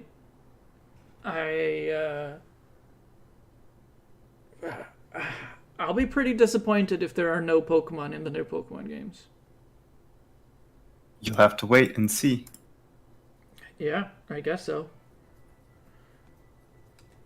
Fingers crossed, man. Yeah. That would be a big disappointment if there were no Pokemon. It would be really weird too, because they've announced some Pokemon, right? So yeah. I know that doesn't really mean anything because they announce one thing and then you're like, oh, this must mean this, and then it turns out that actually no, what they were actually doing was something much more rudimentary than what you were imagining. Well, of course, it says Happened before. Gameplay not final, or footage not final. Yeah, so exactly. You can never trust it. Exactly. Perhaps that means that there won't be any Pokemon. Maybe the game will just be a black screen. Who knows?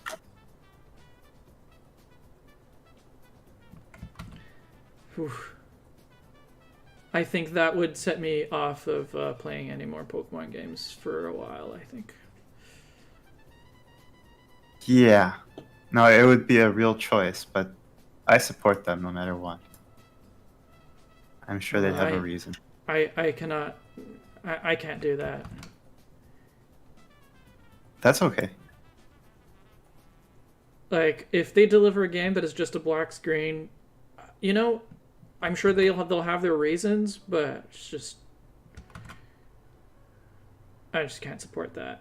I mean, after 25 years of having games that have different screens, don't you respect the artistic choice of having no screen? I mean, Just I can respect the artistic choice and still think that it's not for me. Fair. That's fair.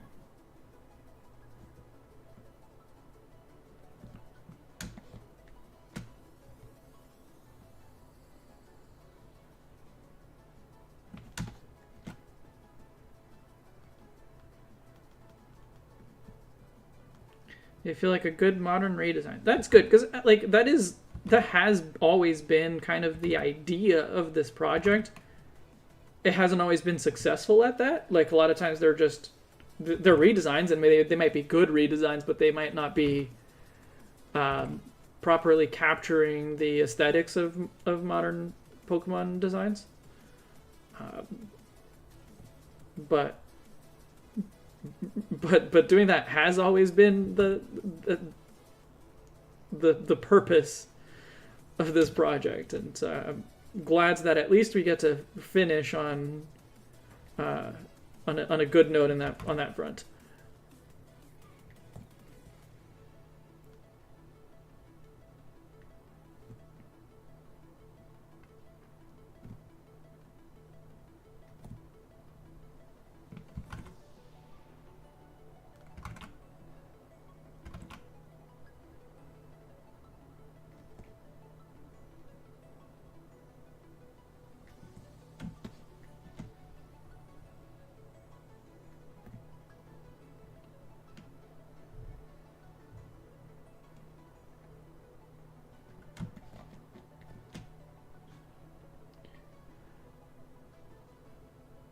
You fully feel the if Gen 1 was now kind of thing. That's good.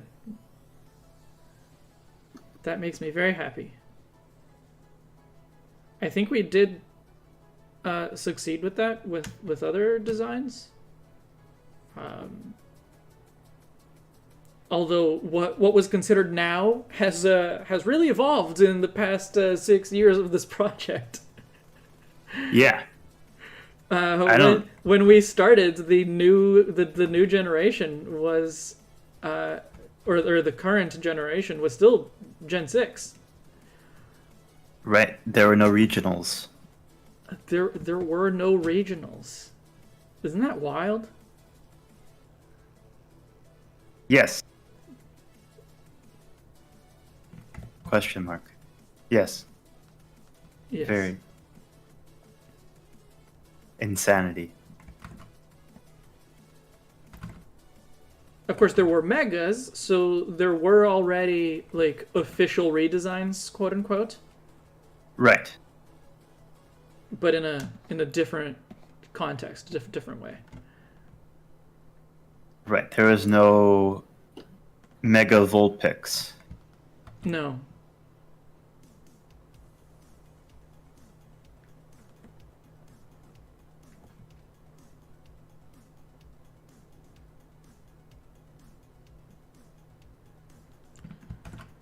Vulpix is really one that they nailed, huh? Yes. Alolan Vulpix and Ninetales are so good. Agreed.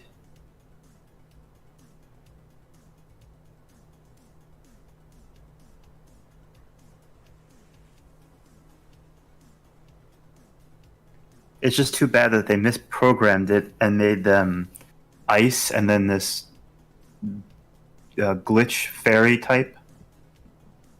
Did you hear about that? I did. I thought it was intentional though. Oh. Was it not? Huh. That makes sense now. With all the ice moves that they learned, that they were supposed to be ice. Yeah. Did you think that they were not supposed to be ice types or not supposed to be fairy types? Oh, I was just kidding. I think they're good typings. Although the fairy typing, I know you were just kidding. I was yes-anding. the fire type or the fairy type. What do you think about that applying to the Kanto ones? Which it doesn't, obviously. What do you not mean? canonically. Do you think that they deserve a fairy typing? The Kanto Pokemon that became fairy type? Vulpix, Ninetales? Oh, I see. In the Kanto versions. No. No, I wouldn't give the original Kanto Vulpix and Ninetales. I would not give them fairy type. If I gave them a secondary type, it would probably be either ghost or psychic. I think, but what about normal? I guess these days it would be normal. It could be normal. I've nothing against that, but they do have like supernatural abilities. Yeah. So yeah, to me, a psychic or ghost type would work. Very fair. Yes, I am very fair. Mm-hmm. I should be a judge. Do it. Just show up on Monday and ask if you can be a judge. Or Sunday, maybe, I don't know how they do it there. Maybe you can have a weekend court. Yeah, judge doesn't need to know the law, right? The lawyers will tell me everything I need to know. Yeah. Or your clerks. Yeah. Well, I mean, the lawyers will be making their arguments, right? Uh-huh. So That's why you ask so many questions. So Mhm. yeah. I could do it. I believe.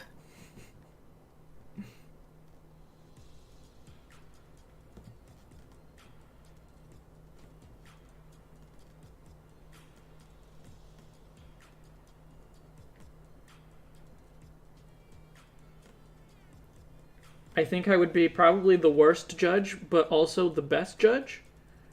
Because I'd be like, I don't care about what's legal. Convince me that me making my decision in your favor is the right thing to do.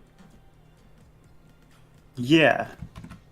I'm not a judge. That would be interesting. You should get a judge on here to talk about that.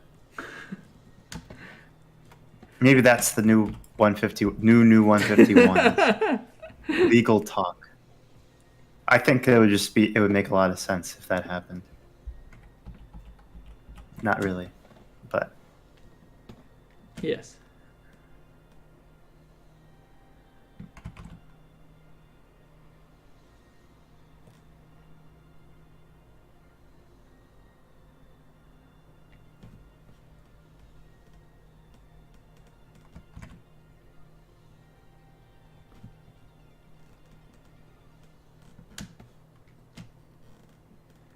I'm actually going to redesign a few Pokemon too, but only a select few, like most of the starters and a handful of mon that need a bit of love.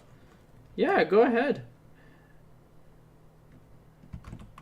Redesigns are a very good thought experiment, as we were saying earlier, as a way to practice your design skills and critical thinking. I just described jury nullification. Since I am a judge who does not know the law, I don't know what that means. Yeah, no jury, no jury. You don't need a jury. Tell them to go on lunch break. Although I guess, yeah. I mean, I'm not against there being a jury as long as everyone is asking the question of not is this legal, or like what is the legal right answer, but what is the moral right answer. Yes.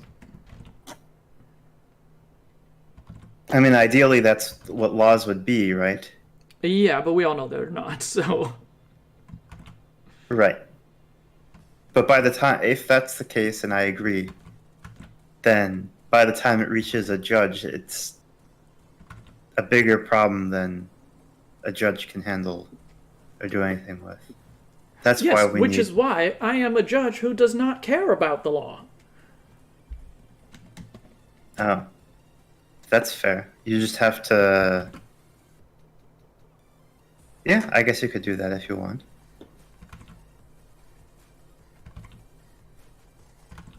Like I said, maybe tomorrow you can go in and ask if they're hiring judges. Sounds good. Jury nullification is basically just the jury decides that they're not guilty in spite of committing the crime, generally for a moral reason. I see.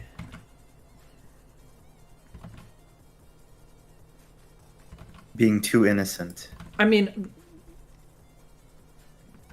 I don't know the how that works exactly, but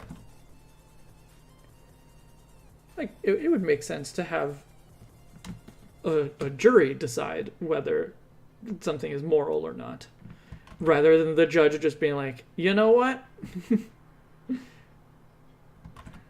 Right. Well, some cases do have juries, some don't. Yeah, I know. So... the part I don't know how it works exactly is jury nullification. I don't know how, does the jury reach a decision and then the judge is like, actually, I disagree with all of you. You know, that's the part that I don't know how it works.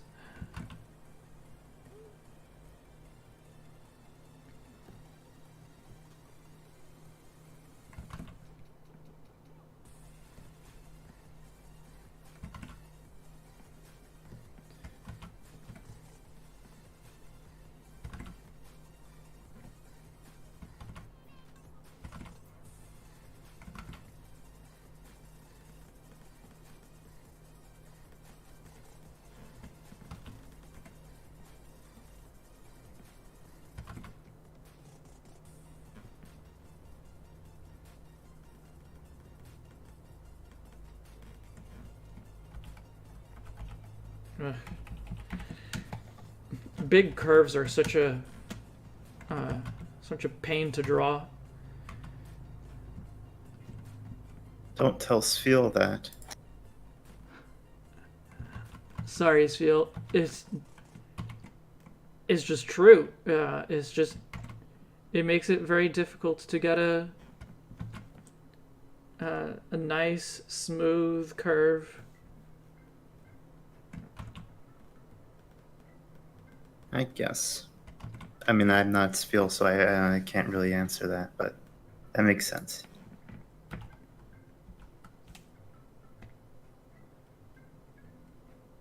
Oof. It looks really good for most of the tail, and then just before the tip, it goes completely wonky. So, time to redo this whole part. Yay. I hurt Sfeel's feelings. Look, I have nothing Yes. against Sfeel. I just... Drawing big curves is difficult. That's not a Sfeel problem, it's a drawing problem. The dangers of having curves in the digital age. I mean, I could just like do a path and stroke the path, and it would be like a perfectly smooth. It would be a perfectly smooth curve, but that's kind of cheating. And I do sometimes cheat if I get frustrated about how long it's taking me to get the curve right. But usually, I get there eventually.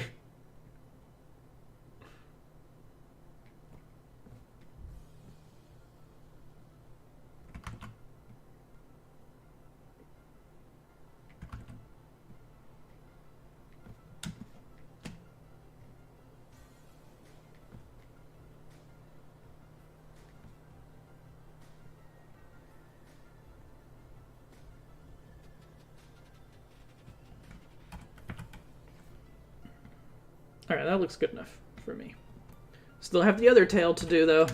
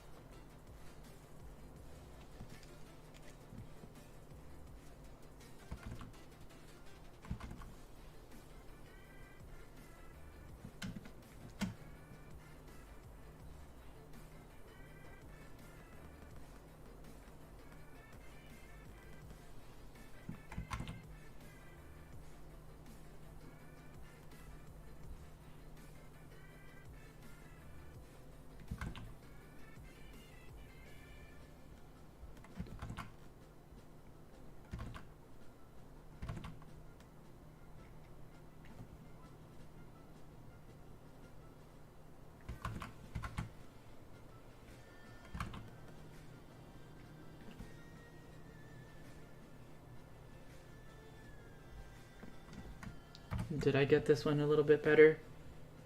Yeah. Yeah, that looks pretty good. I think I'm gonna head off. I have dinner soon. Sounds good. Thank you for the program. Thank you, chat, for being cool. And thank you for the being here, gen, Ethan.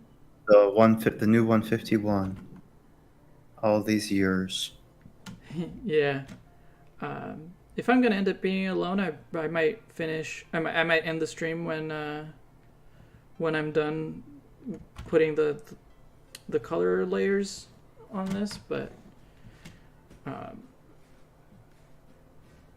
just. I'm sorry. Oh no, it's fine. But yeah, Dinner. streaming by myself is not quite as fun as it is with other people around. So.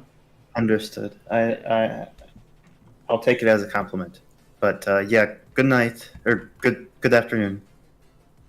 Well, good evening to you. I'm waving bye. Bye. Bye.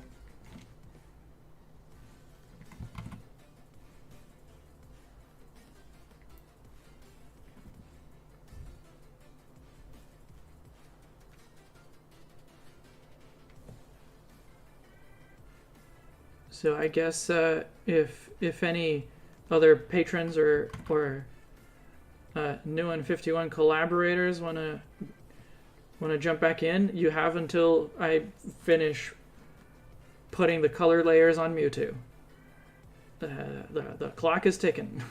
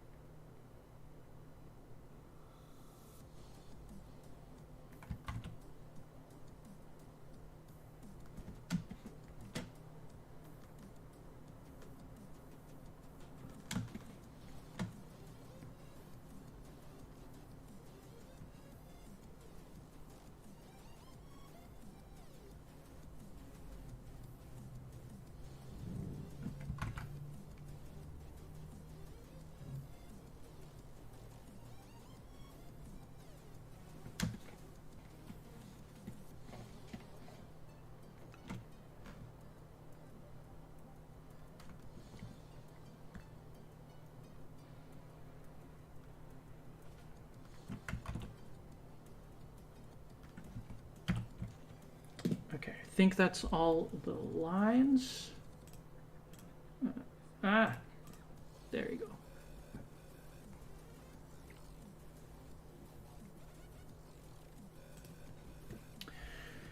Okay. I keep clicking the wrong layers.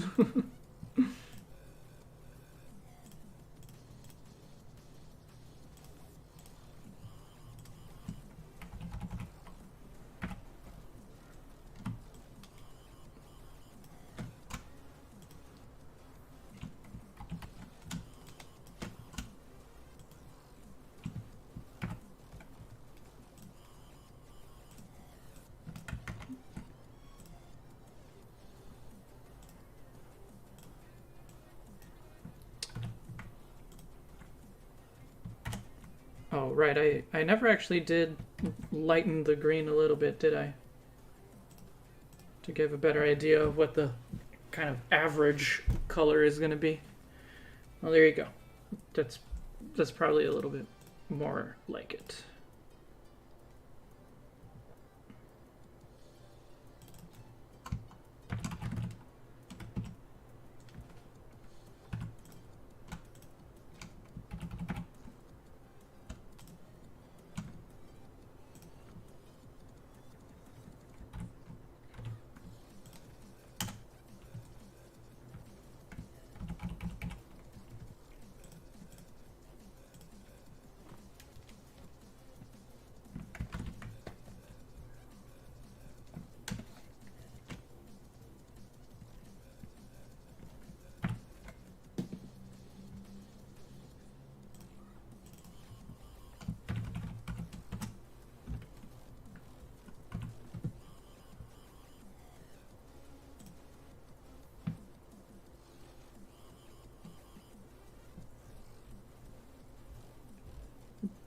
Green over there. Okay, probably better just do the purple.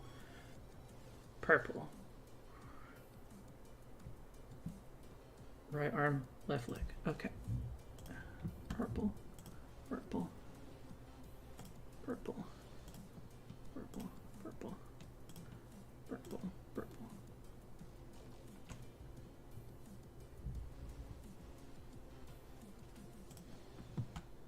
Right. Oh. Okay. All right. Arm. Left leg.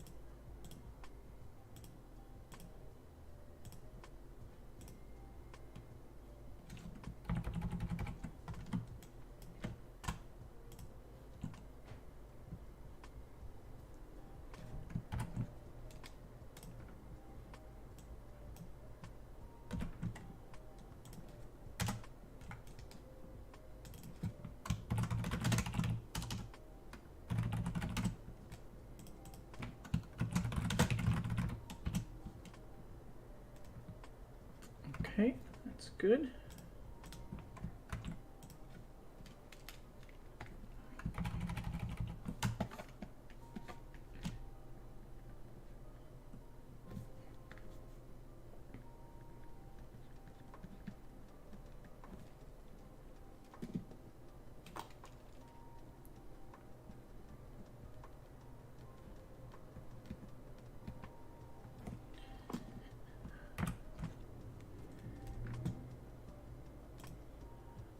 And I think I just need to do the eye and the paper texture.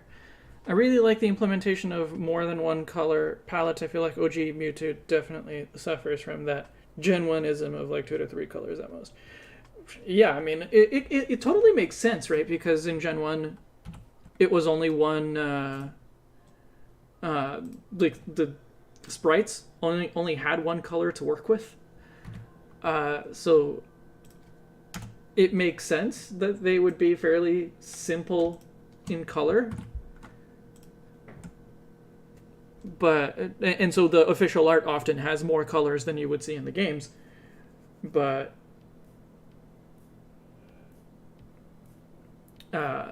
it really makes those designs like stand out from what we get nowadays.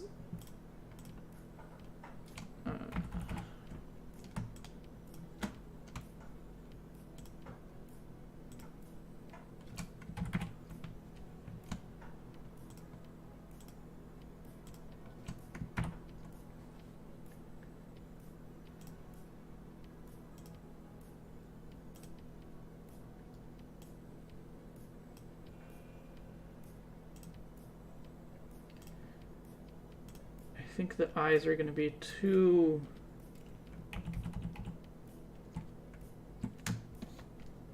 hard for me to do the automatic way that I usually do. I think I have to do these eyes manually.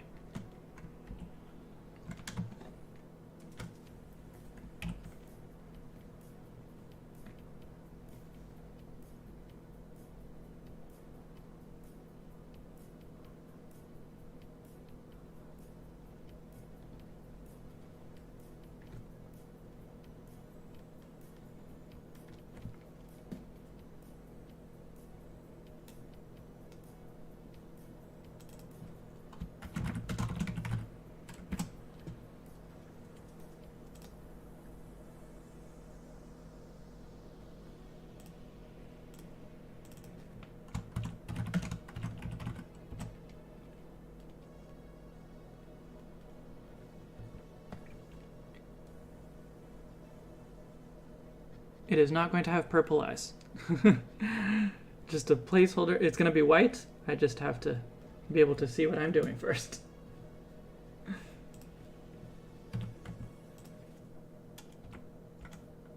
There you go. And yeah, I'm gonna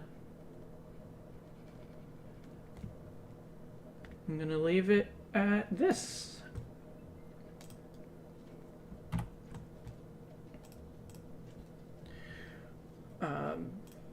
So there you go. I'm going to do the shading later, but considering that this is mostly done, I can probably post the final art today, even maybe like early next week at the very latest. So here's Mewtwo, and here's Mew. And yeah, I'm really happy with how both of them turned out. So thank you guys for hanging out with me and for giving your suggestions to help make these designs better than they were when I started. I think both of these look really cool. So I don't normally do the shinies before these, but I imagine, like, because the colors for them are pretty different, I would probably just make their shinies be flipped colors. But to keep the call, keep the blue the same on both. But anyway, thank you guys again for being here, and yeah, keep an eye out for when I post the final art in a day or two. Yeah. Thanks, guys.